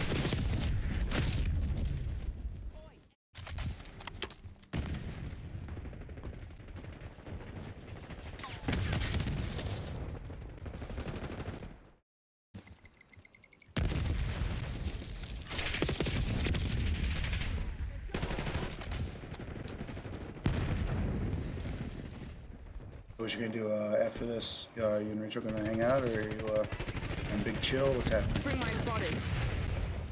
Yeah, we're just gonna open up a couple gifts. And, All right, cool. I don't know, watch something on TV, whatever. Sounds awesome. Again, you're gonna watch something holiday related? I'm not sure. Like I think I'm officially done celebrating Christmas, like really. But no, Christmas Story is a good movie. Home Alone is a banger. Yeah, it is. It's a good one. Did I tell you when my nieces were over here and we were babysitting them? I wanted them to see a movie, like an 80s movie that I'd never seen. For some reason, I'd never seen Gremlins. Oh, what? And so... oh, I'm sorry for being so loud there, I know. I know. That was shocking. I was like a little bit too... I felt like it was a kid's movie. It came out like when I was in high school, so I think I just blew it off because I was like, I'm not a... It's a kid's You know movie. what? Yeah, I get that. I get that. But, so it was just one of those kind of ones that just escaped me, but that everyone else seemed to know about. I've just never seen it. So we started watching it, and it gets a little scary because the creatures, you know, when they turn bad, they're alien-like from the movie Alien, you know. A little bit. And yeah, with the weird eggs, like or like, you know, cocoons. Yeah. Right. Yeah, dude. And that movie scared the shit out of me when I was a kid, man. Anyway, go ahead. I'm sorry. My niece got a little scared about halfway through it. Right when and so I just said, okay, well, we'll turn it off, you know. And I turned it off. Then, like a day or two later, Rachel and I watched the rest of it. And I didn't realize this movie has a line in it where it's like the guy's girlfriend doesn't like Christmas. Keeps saying I don't like Christmas, and you don't know why until like later in the movie. And it turns out she doesn't like Christmas because the story is her dad pretended to be Santa Claus and went down the chimney, got stuck, and like basically died in the chimney. I forgot about that. And then she goes, That's when I stopped. That's when I found out there wasn't a Santa Claus, and I'm like, holy shit, this is a PG movie, not even PG-13. It was they the basically 80s. like, if you took your kids to see this movie, you fucking were gonna be like having a kid going, what do you mean there's no Santa Claus? Oh, This God. fucking movie fucking ruins it. I was like, I'm glad we turned that off. My niece still believes in Wait, Santa Claus. is it really a I was like, holy PG shit. movie? It is. I checked.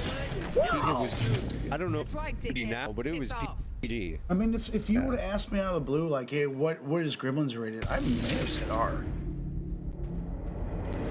No, Or like not- PG-13, definitely not. but PG. Wow.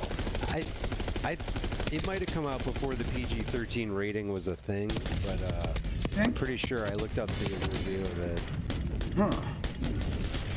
But Oh. yeah, they ruined Santa. They ruin Christmas for. Dude, you are murdering 50 kills. Beautiful. I had 37 deaths compared to my 19 kills. I'm having the worst games of my life, and you know I'm still having fun. Yeah. Well, I think I'm gonna have to leave it there. Not a problem. Glad we were able to play a little longer tonight. For sure, absolutely. I'm obviously not doing anything. I know you probably got a pretty full day tomorrow. So, but I'll be around. You know, want to chill, hang out, hit me up. Yeah, if I get time tomorrow night, I'll look for you, man. Hey. All right. Merry Christmas. I hope Santa comes tonight and brings you all a bunch of those presents. All right. Merry Christmas, dude. All right. I'll talk to you later. All right. See you.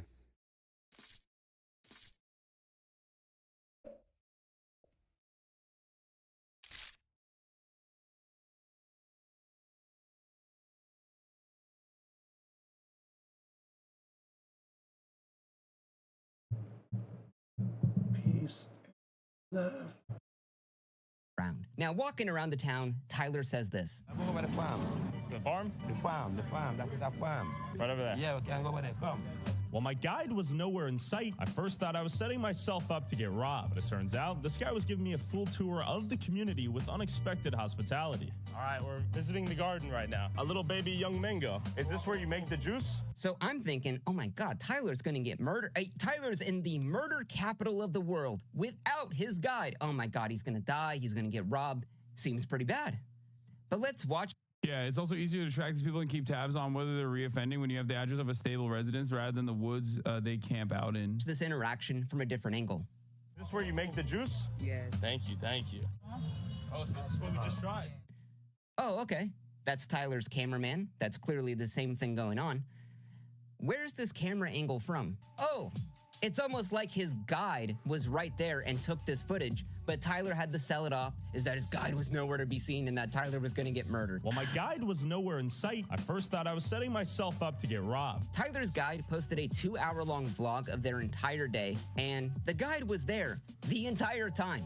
Tyler wasn't walking on his own about to get murdered. That was all just made up. While my guide was nowhere in sight, I first thought I was setting myself up to get robbed. And this is just something where it's so small.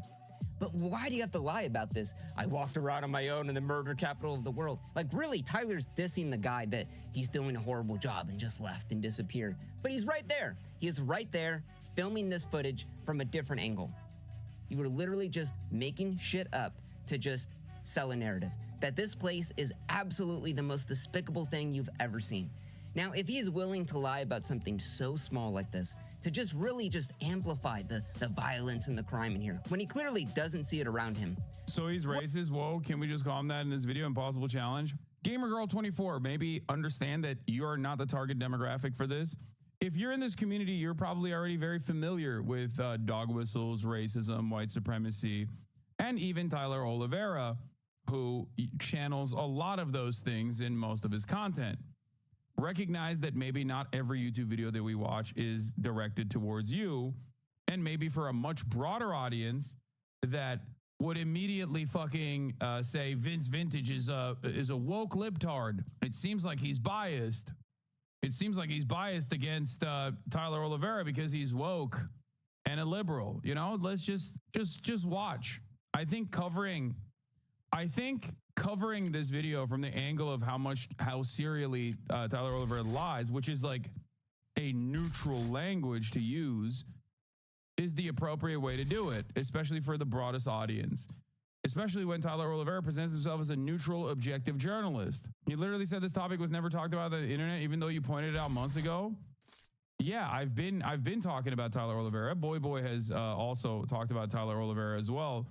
But as far as I understand, with the exception of like me, Boy, and that one other content creator, the smaller content creator that we watched before, many people are oblivious to the ways in which Tyler Oliveira operates. What else would Tyler lie about? Now, later on in this video, Tyler's walking around Jamaica in a clearly peaceful-looking town, and he's asking all of these people, how bad is the crime here? Am I gonna die if I walk around here? And clearly... Saji Sharma. No one's buying into it. You think we'll die today?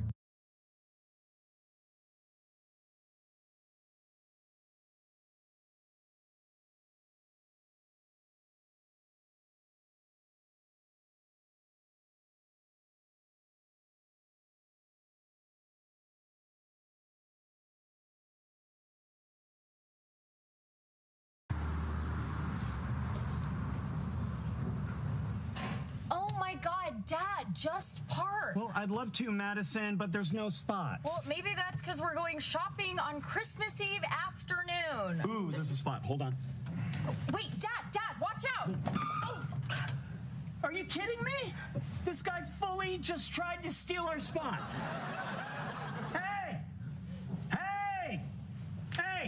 Hey, this spot is mine. My spot. No, it's mine. My blinker was on. Are you serious? I was here first. What? Are you blind? Me? Are you blind? Dad, what are you doing? He did a cane, so I'm doing Braille. I saw this spot before you. You wish. I swear on my mother.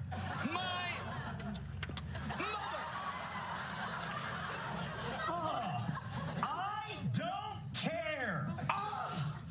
My mother is dead. Shame on you. Ugh, I hate this guy. Dude, you blow. Don't. I don't want to see that. And I really don't like that one hand was doing this. Well, yeah, because guys like it, though. Madison. They like it. She's right. Shut up. Just get lost. I need this spot. I'm handicapped.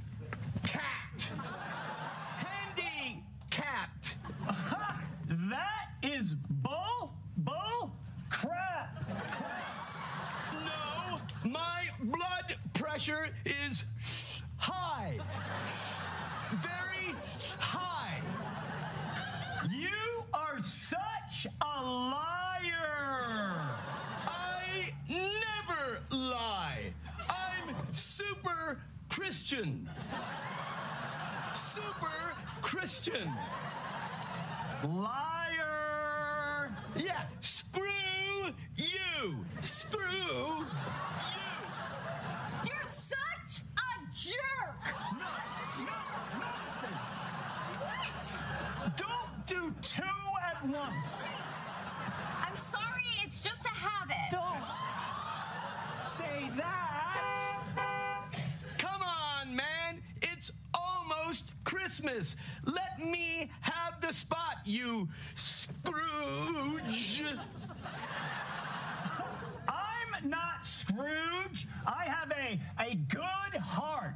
Okay, good heart. I'm more like Santa Claus. Ho, ho, ho. Dad, what the hell? I didn't know what else to do. I'm sorry.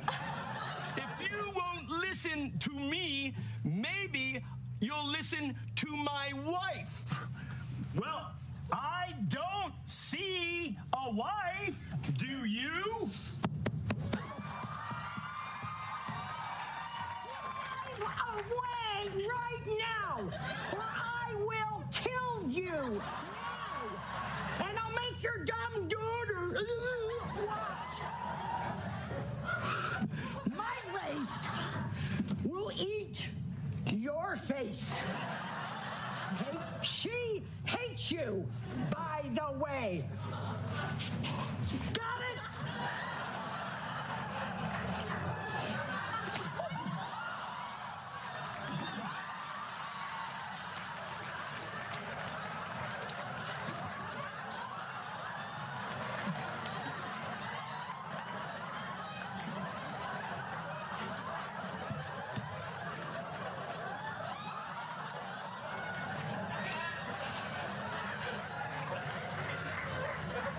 The spot is all yours, sir. I know. Happy holidays.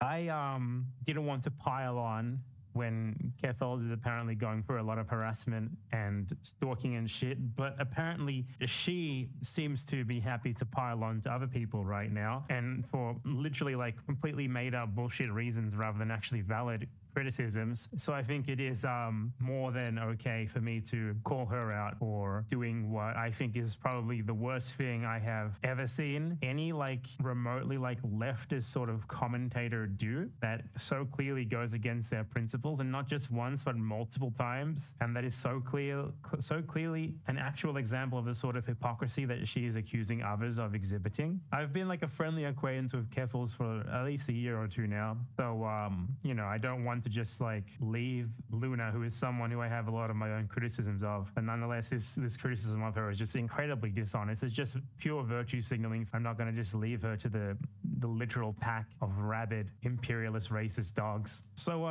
if you want to talk about possibly the worst thing I've ever seen anyone do, and like anyone in this sort of ridiculous internet personality so-called leftist sphere, it's not Luna Oi selling land, which literally, by the way, literally no one thinks it's wrong to sell land. That's not a thing that anyone actually believes. No one thinks it's wrong to just have some land and sell it when you don't want to use it anymore. We're gonna get into that further down in the stream. They had to make make up a bunch of shit about Luna to make it seem bad. Like they had to make up her being a landlord, even though selling land doesn't make you a landlord. They had to make up her being a land speculator, even though selling land doesn't make you a land speculator. A land speculator is someone who buys land with the intent of selling it for a profit later on. That's literally what speculation means. Like you're taking a speculative gamble on the price rising so that you make money off it. Yeah, and there's also no evidence that the supposed Facebook post was real. Not that it would be bad if it was, because selling $15,000 worth of land is literally nothing. That's fucking nothing. What else are you supposed to do with land that you own when you don't want to use it anymore? Just leave it there? Just give it away like for free for charity or something? None of you people would do that. None of them would do that. We're talking about people like Keffels makes $100,000 a year. She just got donated $100,000 and she's like yelling at someone for selling. From what I know, from what Luna has talked about before, it's very likely the same plot of land that she's talked about before, which was literally a 500 square meter rice plot, which is literally nothing. That grows like $200 fucking worth of rice per year. It's straight up nothing. Imagine like yelling at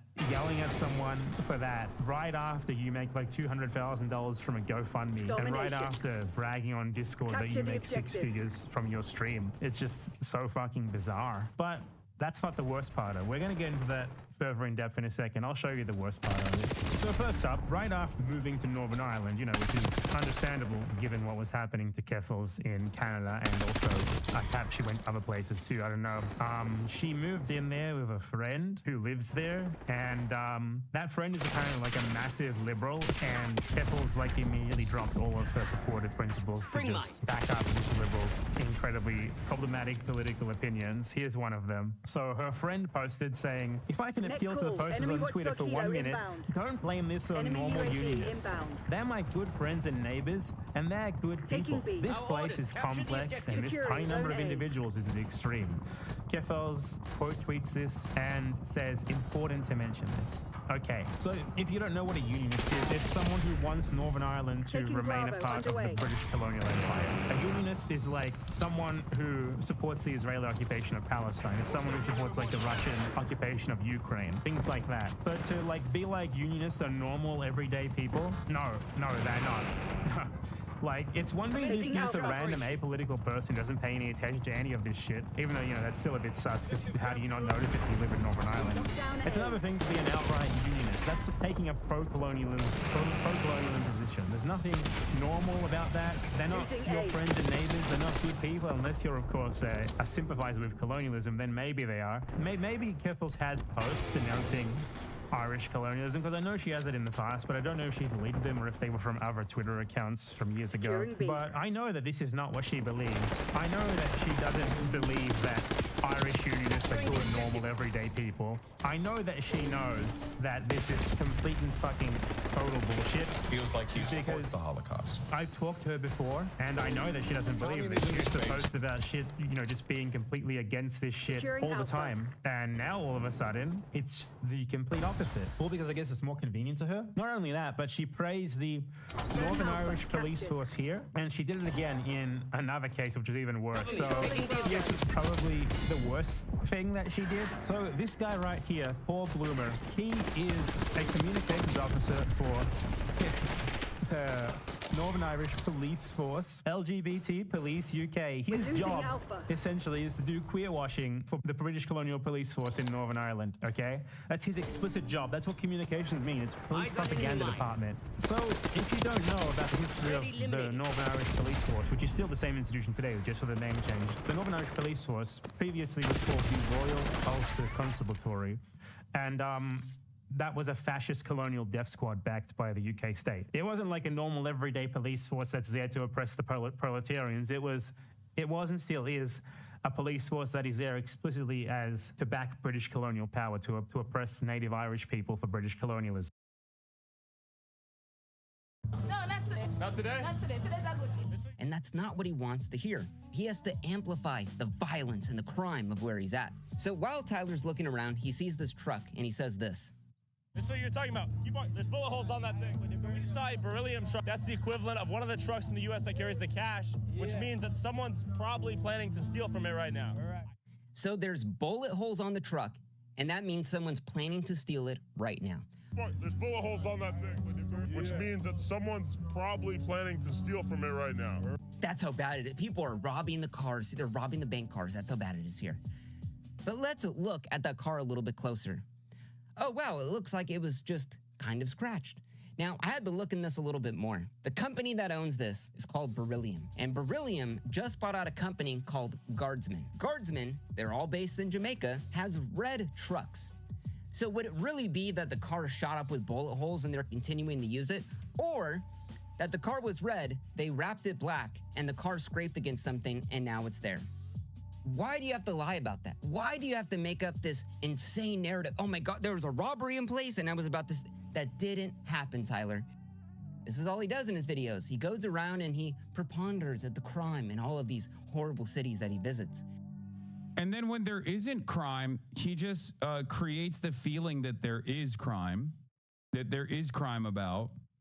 And when he can't create the feeling that there is crime about, then he basically just like tries to create crime, like setting up a bait car, shit like that. Is that really journalism? Is that really this unbiased truth that you tell?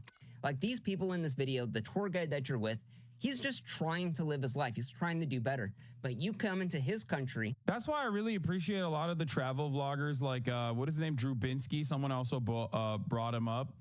Like travel vloggers on YouTube that go to these places, impoverished nations, and actually shows like the day-to-day existence and the beauty that exists in every other country.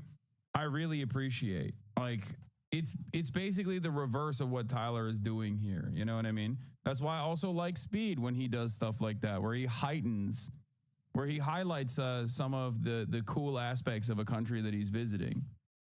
And just absolutely 40 minutes. It's disgusting. I don't know how you could do that. In this guide, if you go on his YouTube channel, all of the comments from underneath his video where he hung out with you, Tyler, for 2 hours are like, I don't trust this guy. This guy's a... Don't let this Tyler guy fool you. Watch out for him. He's not genuine. Oh, he liked it too. Jamaica, walk by. Please don't work with this boy no more because you helping him make Jamaica look bad. His thing is to make our country look very evil and bad. Those people all the way coming our country and way disrespect Jamaica and our country, using Jamaica for contents. I can't support those people. The snake. This guy made our place look so bad. And the guide is like trying to defend. He's like, no, Tyler's actually a good guy. He helped me get views and subscribers and stuff. And it's like, that's so disgusting that you're making this guy subtly, you know, you're not asking him to defend you. But what do you think about Arab chilling with Taliban? I'm actually kind of shocked because I never thought I would see the day where I would watch a Arab video, but I have been watching his TikTok videos where he's chilling with the Talibros, as he calls them. And it's actually really interesting. Obviously, there is he's not showing the full scope of everything, but most people that go to Afghanistan are not going to be able to do such a thing. But it's been shocking. He is not exactly how do I describe it? Taliban with American accents. I mean, that part doesn't shock me at all. What shocks me is that he's not. It's weird. He's not doing. He's currently still in Afghanistan. The content creator Arab who claimed he got kidnapped by Haitian warlords. If you remember, that became like a news story. He's in Afghanistan. I don't know if he still is, but I'm pretty sure he's still in Afghanistan. And he's hanging out with a bunch of people that he calls the Talibros. Okay. Overall, he is not. He's not a great dude. I mean, he's really, really bad. Not a fan of mine at all. Ironically enough, he's homies with Aiden Ross. And originally, when me and Will started our podcast, Christ, Morant, when Will and I first started our podcast called Fear and Malding, we actually wanted to use the name Brand Risk. Okay. And he, at the time, was like a Fortnite content creator before he went on this like crazy right-wing pivot. And he was like, no, our podcast is called Brand Risk. You can't steal from us. We're a smaller content creator. This was many, many years ago. Okay. Fear and Malding was supposed to be called Brand Risk. Okay. Years later, after he made his right-wing pivot, he was celebrating the fact that alongside Aiden Ross, that he had actually stopped me from using the name Brand Risk and that he was able to give the name Brand Risk to Aiden Ross. Yeah. And now Brand Risk is owned by Aiden Ross. at least for boxing merch and entertainment purposes. Yeah, the original name of our podcast, Instead of Fear and Malding, was supposed to be Brand Risk, and we didn't want to upset or offend a smaller content creator at the time, and we were like, all right, well, sorry, we didn't know that you had a podcast already called Brand Risk, so we just didn't do it. Anyway. But essentially, he's wanting to defend you because you did give him a little bit of clout when you come into his country and just shit on it for 40 minutes. Like, what the fuck, dude? But it doesn't end there. Later on in this video, Tyler is walking around the street of all of the escorts, ladies of the nights walking around. And then Tyler sees this restaurant. And Tyler says this. A lot of prostitutes out here. This is one of the hotels for the ladies to get brought to have sex with the customers, the Johns. It is called the Pirate Ship Seafood Restaurant. I guess that's just a front, or seafood restaurant by day, prostitute brothel hotel at night. A little bit inconspicuous at first glance, but in actuality, people are getting banged in there for $15 US. So Tyler just walking around, sees this restaurant and sees that the lights are on and assumes that, oh my God, that's where all the people are getting fucked in there, man. It's just fucking grimy. It's a brothel. It's the dirtiest place you've ever seen. Yeah, that's where it's happening at. Tyler, this is a Christian catering restaurant that does weddings. Why the fuck would you just make up a lie about this? For what? Like, what is the story that you're trying to tell? Oh, how shitty it is? I don't think you have to disparage a Christian catering restaurant for weddings and say it's a brothel. And the dumbest part about this is, like, you know, Tyler makes like two things. He's like, one, it's a brothel. Two, it's an actual restaurant. And then it's a brothel at night. Like, you can't just say like, oh, maybe it's true, maybe it's not. Which we're going to go into that later. That's a whole other can of worms. Either way, in that situation, it's a brothel. But you don't know that, Tyler. The thing is like, this is in a country where they're trying to rebuild, and you're just shitting on the people there for no reason. I'm surprised the guy didn't stop you and say, what the fuck are you talking about? You're literally just making this shit up. Why would you do this, Tyler? Oh, because you're trying to get clicks and views by making whatever area you're in the shittiest place ever. You're informing people about current events, topics that the broader public needs. Like, there's shitty aspects of every place, dude. No matter where you're from. And you know this. Look around your own neighborhoods, right? Like, there's crime everywhere. Of course. There is no place that is like purely devoid of crime. So anyone from around the planet could go and put a camera to the worst possible aspects or the most impoverished aspects of your neighborhood and present it in this false light. The problem here is that Tyler gets to do this against some of the most marginalized people, whether it's like going to Jamaica, the poorest places in Jamaica, or putting a camera on the faces of homeless people, like people that just don't have any defense mechanisms, like no people that don't get any sort of positive coverage whatsoever from the broader media ecosystem. To be aware of, and I don't even think we necessarily stand for something besides the search for truth and putting things out there on both sides, even if one of the sides is controversial or pisses someone off. So let's go later on in this video. Now, Tyler's talking to some transsexual prostitutes and asking them all about the business, and you can see his guide right there. And then all of a sudden, two black guys come up to rob him. Out of nowhere, two armed muggers came over to rob me and my cameraman and barely spared us, only after recognizing Jamaica walk by as he yelled, "Bumbleclad" in the distance. They told us to turn the cameras off, and instead of robbing us, they agreed to be interviewed if we brought them some cash. Seems pretty scary. So these thugs let Tyler go withdraw cash from the ATM. They literally let them get in their car and go withdraw cash and then come back to the spot. We're basically being extorted right now in real time to where we have to go get some cash, or we run the risk of Fabian getting murdered and killed on the streets one day for counting them. He's laughing about it. So two guys that robbed you at knife point let you get in your car to go drive to the ATM while they stayed there, and then you come back with about $150 and then convince them to do an interview on camera when you're holding a $3,000 camera that you're filming all of this with. Who's gonna believe this, bro?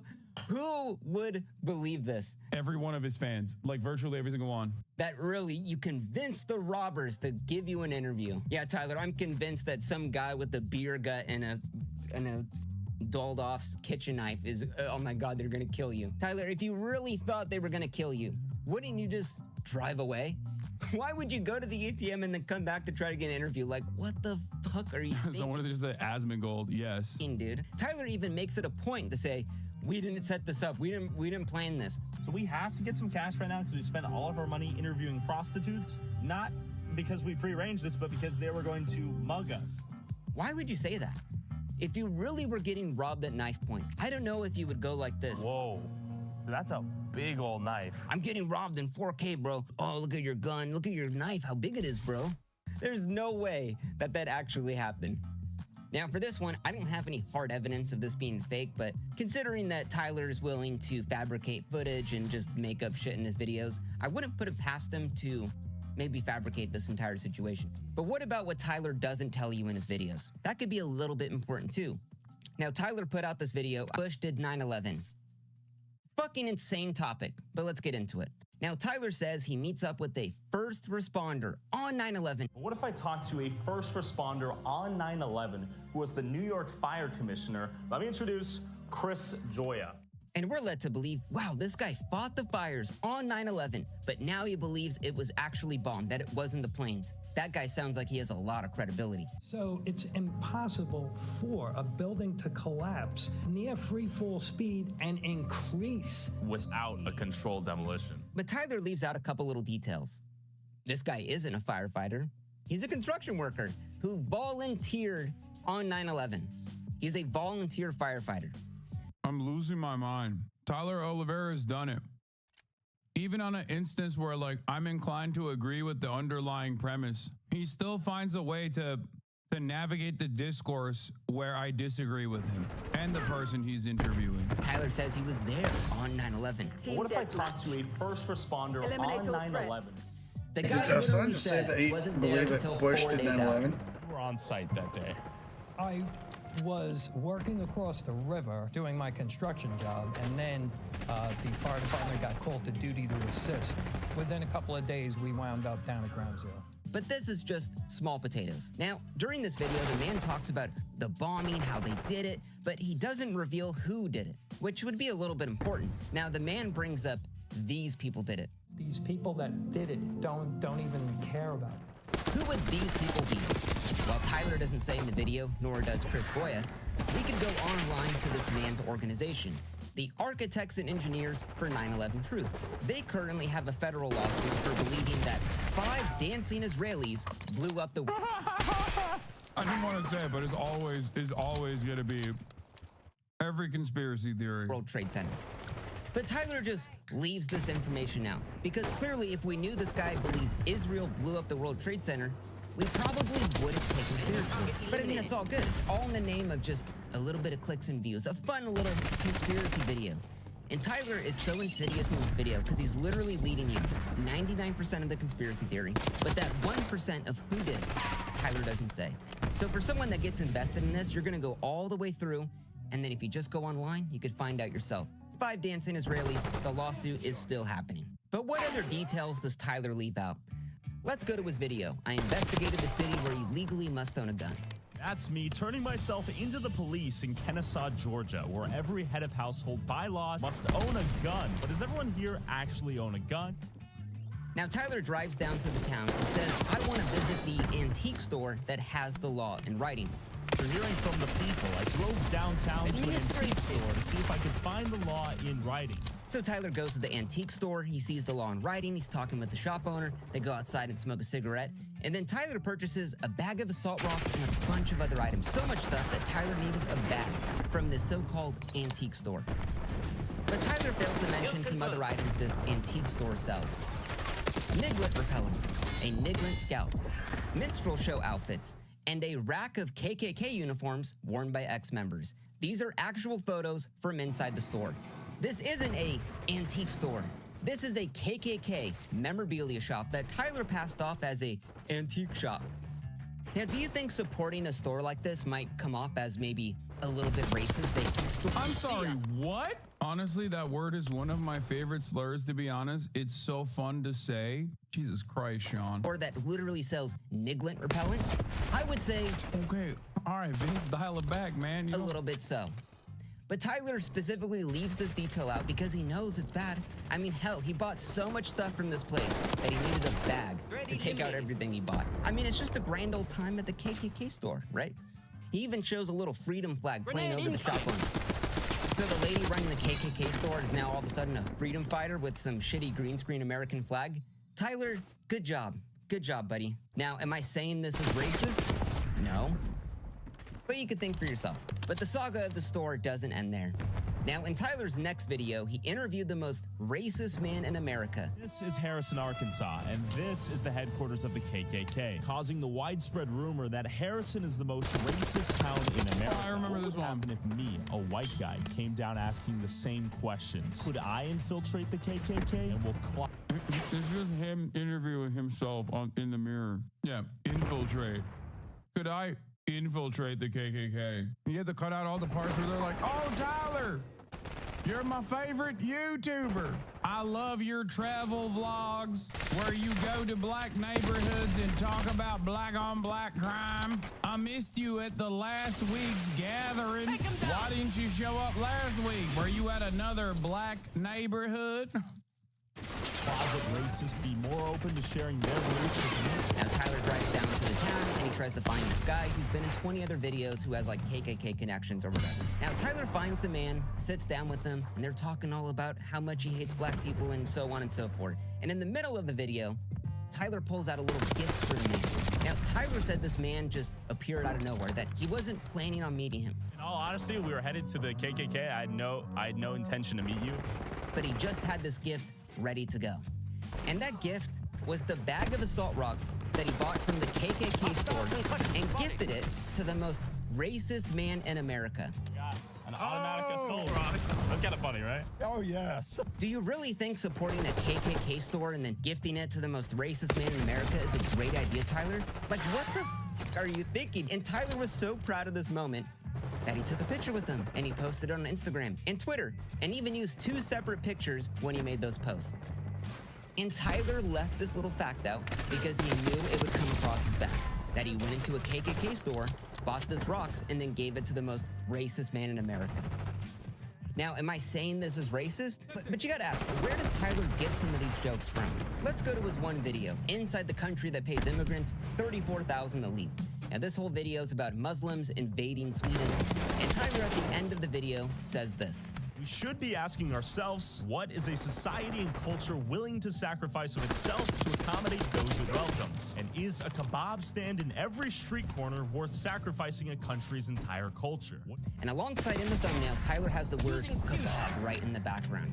Now, when Tyler equates an entire ethnicity of people to a kebab stand, kebab, that's a reference to the popular meme, Remove Kebab, which, if you don't know, is about the Bosnian military when they genocided 7,500 Muslims and made a song called Remove Kebab. And this song was played as the New Zealand church Christ shooter shot up 51 Muslims in 2 different mosques, and even called himself the Kebab Remover.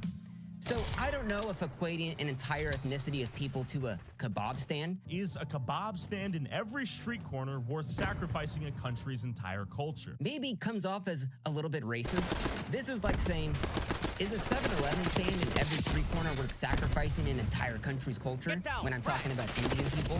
Tyler, that is a straight up dog whistle. Calling people, is it worth the kebab stand? Like, what the Or what about in Tyler's other videos? In this one, Tyler investigates the Venezuelan gangs invading Colorado. Now, inside, Tyler is in this apartment building, and clearly it's like falling apart. And he hears a smoke alarm chirp in the background. And Tyler says this. It's been broken multiple times. You can hear the fire alarm that hasn't been changed. That's a meme.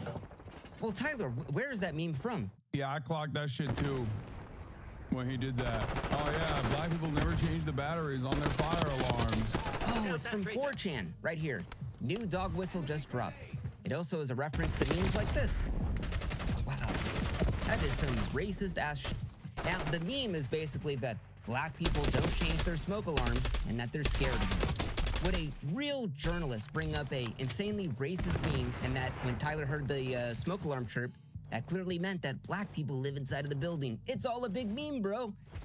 Now to Tyler, this apparently is hilarious, but let's see what else makes Tyler laugh. These people that we're talking to have never had a random YouTuber in a blue jacket show up to them with a microphone and ask them their feelings or thoughts on anything. No one cares about these people's opinions except when we come out of nowhere and give them an opportunity to speak and share thoughts, ideas, beliefs that they've been waiting their whole lives to share. Yeah. They never stood a chance. Black people. Going to business out here? They are retreating. Chicken and watermelon. And where did the name come from? It's kind of funny. Be like going down the road, you fucking sand monkey. And that's what I say to him. You got an automatic assault rifle. He's just never uncomfortable around some of the most objectively racist people on the planet. Yeah. Now, beyond the funny memes and funny edits, Tyler loves to bring up the hard-hitting journalism, the real questions that people are dying for. Now, I want to bring up another YouTube journalist that does a way better job than what Tyler does. His name is Tommy G, and Tommy G is interviewing some pimps and prostitutes on the street. Now, just to get an idea, pimping is human trafficking. Low-key, even the fucking dude that loves Sam Hyde, who is a neo-Nazi and a pedophile, but the dude that loves him, Brandon Buckingham, even Brandon Buckingham does a better job of covering the subject matter, because at the end of the day, like, Tyler Oliveira goes there with like very overt right-wing sentiment and very overt, like, they're trying to cut right-wing content. But even Brandon Buckingham, who is aligned with a fucking neo-Nazi pedophile, does a better job than Tyler Oliveira when he's covering the subject matter, because he treats human beings like fucking human beings and not pawns in a grand narrative that he's trying to put together. Never say that I'm not charitable even to people who I genuinely think are awful, okay? That's what's so crazy about it. Like I said, it's not like I'm a fan of Brandon Buckingham as a person, and I do think that he is, you know, I mean, that's the most insane thing you could say about a person, is that they're like aligned with a pedophile Nazi. Okay, he's like literally approached me in the past, but I think even Brandon Buckingham does a better job than Tyler Oliveira on this stuff. If you don't believe so, go read Iceberg Slim's book and you'll find out that it is the most horrible shit out there. And while Tommy G is talking to them, he brings up this. Where do you see yourself on the balance of good and evil? Straight good. Ain't no evil in me, you feel me? Every kindness in my heart, I'm trying to make sure everybody that is part of me, I play my part and we smooth. You're pimping out of the kindness of your heart? For surely. Does that sound like an absurd statement to make? Absolutely not. Wow, so Tommy's actually pushing back on what people are saying. It's almost like Tommy G actually has a spine. Maybe he has some conviction in what he believes. But now I want to show you the hard-hitting questions that Tyler asks when he's talking to a pimp, a literal human trafficker. Do you pull out? Well, you know one thing about it, man. Hey, man, lovers is not for suckers. Do you pull out? That's it, ladies and gentlemen. That's the hard-hitting journalism that's needed in the world. Do pimps pull out? Literally, you are talking to a human trafficker, and the first thing you think of is, do you pull out? And to Tyler, it's really just a big joke. He plays the funny pimp music in the background, and oh, look at the pimp, he's got the funny glasses, and oh, do you pull out, bro? Like, Tyler isn't taking this shit seriously. Tommy G is actually hitting them with hard questions, pushing back on what they say, because Tommy actually cares about the content he puts out, really looking for that journalist. I think that clarification is important. He does. I think Tommy G, and to a certain degree, even Brandon Buckingham, and I don't think these guys are aligned with me in their politics and the way that they see the world at all. But I think the most important part about the content is, like, when you're talking to real human beings, the interesting part about that is their own personal journey, how they arrive at their own personal convictions. Like, what are the things that happen that that made someone the way that they are? And I think that it's very important to make sure that you approach your subjects with respect in that process. Even if you have a right-wing attitude, not saying that Tommy G does. I'm not entirely familiar with his content, but like, I think the only video I ever watched of his was the Kia Boys, and I thought it was pretty decent. But basically, when you go to these communities and like, and you treat your subject matter like they're fucking zoo animals, objects of fascination that are there to be exploited, rather than like human beings that are on their own personal journey and victim to social conditioning, victim to material conditioning. You're gonna come across like a fucking asshole, which I think is exactly the problem that I have with Tyler Oliveira and his coverage on virtually everything that he decides to cover. The content he puts out, really looking for that journalistic truth. But in Tyler's eyes, that question is, do you pull out? Like, what the Now, one of the worst things, I think, is when Tyler went to the USA-Mexico border and investigated the migrant crisis. Now, Tyler goes to the border, he talks to both sides. Basically, the video is about how when people claim asylum in the United States, they go into these migrant detention camps where there's no food and water, and they stay there for about a week at a time because the Border Patrol system is so backed up. And he even talks to the locals who say that, we're just locals over here who have banded together to deal with this historic moment that's taking place in our town. The Border Patrol is detaining people in 3 separate outdoor detention sites in our area, not providing them with any food, water, shelter, or anything like that. So we've been coming in and filming. Why is a communist worse than shit under your feet? European chatters, isn't it fucking Christmas right now? Why the fuck are you in here in a Twitch streamer's chat, Sharpen? In that role. Literally, they've had to give these people food and water because the government doesn't. People have died out here in these camps, just waiting to get processed by Border Patrol. Do you think people would be dying if not for the help you guys have provided? Most certainly, yes. Yeah. Actually, 2 people have died. But Tyler rolls upon one camp that was empty earlier and now is full. And when Border Patrol comes to process these people... I'm gonna see if I get processed. Just probably get my ID, though. Are you part of this group? See? Ahora. Okay, I'm gonna be processed. And Tyler takes up the spot of one of the asylees and tries to get processed by Border Patrol, all as a big fucking joke. Like, what the fuck are you thinking, Tyler? Literally, you took up the spot of someone that was an actual person fleeing their lives as a fucking meme. What the actual fuck are you thinking? You know the Border Patrol system is backed up for years, and you're just adding on to that for no reason at all. And Tyler was so proud of this that he put it in all of his promo for this video, all over TikTok and Instagram. Oh, I pretended to be an asylee and then get processed. Like, this is the most elitist, fucking rich kid shit I've ever seen. This is fucking disgusting. And the fact that no one has called you out on this fucking blows my mind. Now, the Border Patrol guards do catch on to Tyler. They clearly see he's like a YouTuber, and they kick him out of the bus. But what the fuck are you thinking? Would a journalist really pretend to be an asylee fleeing their lives, trying to get processed by Border Patrol, all as a big joke?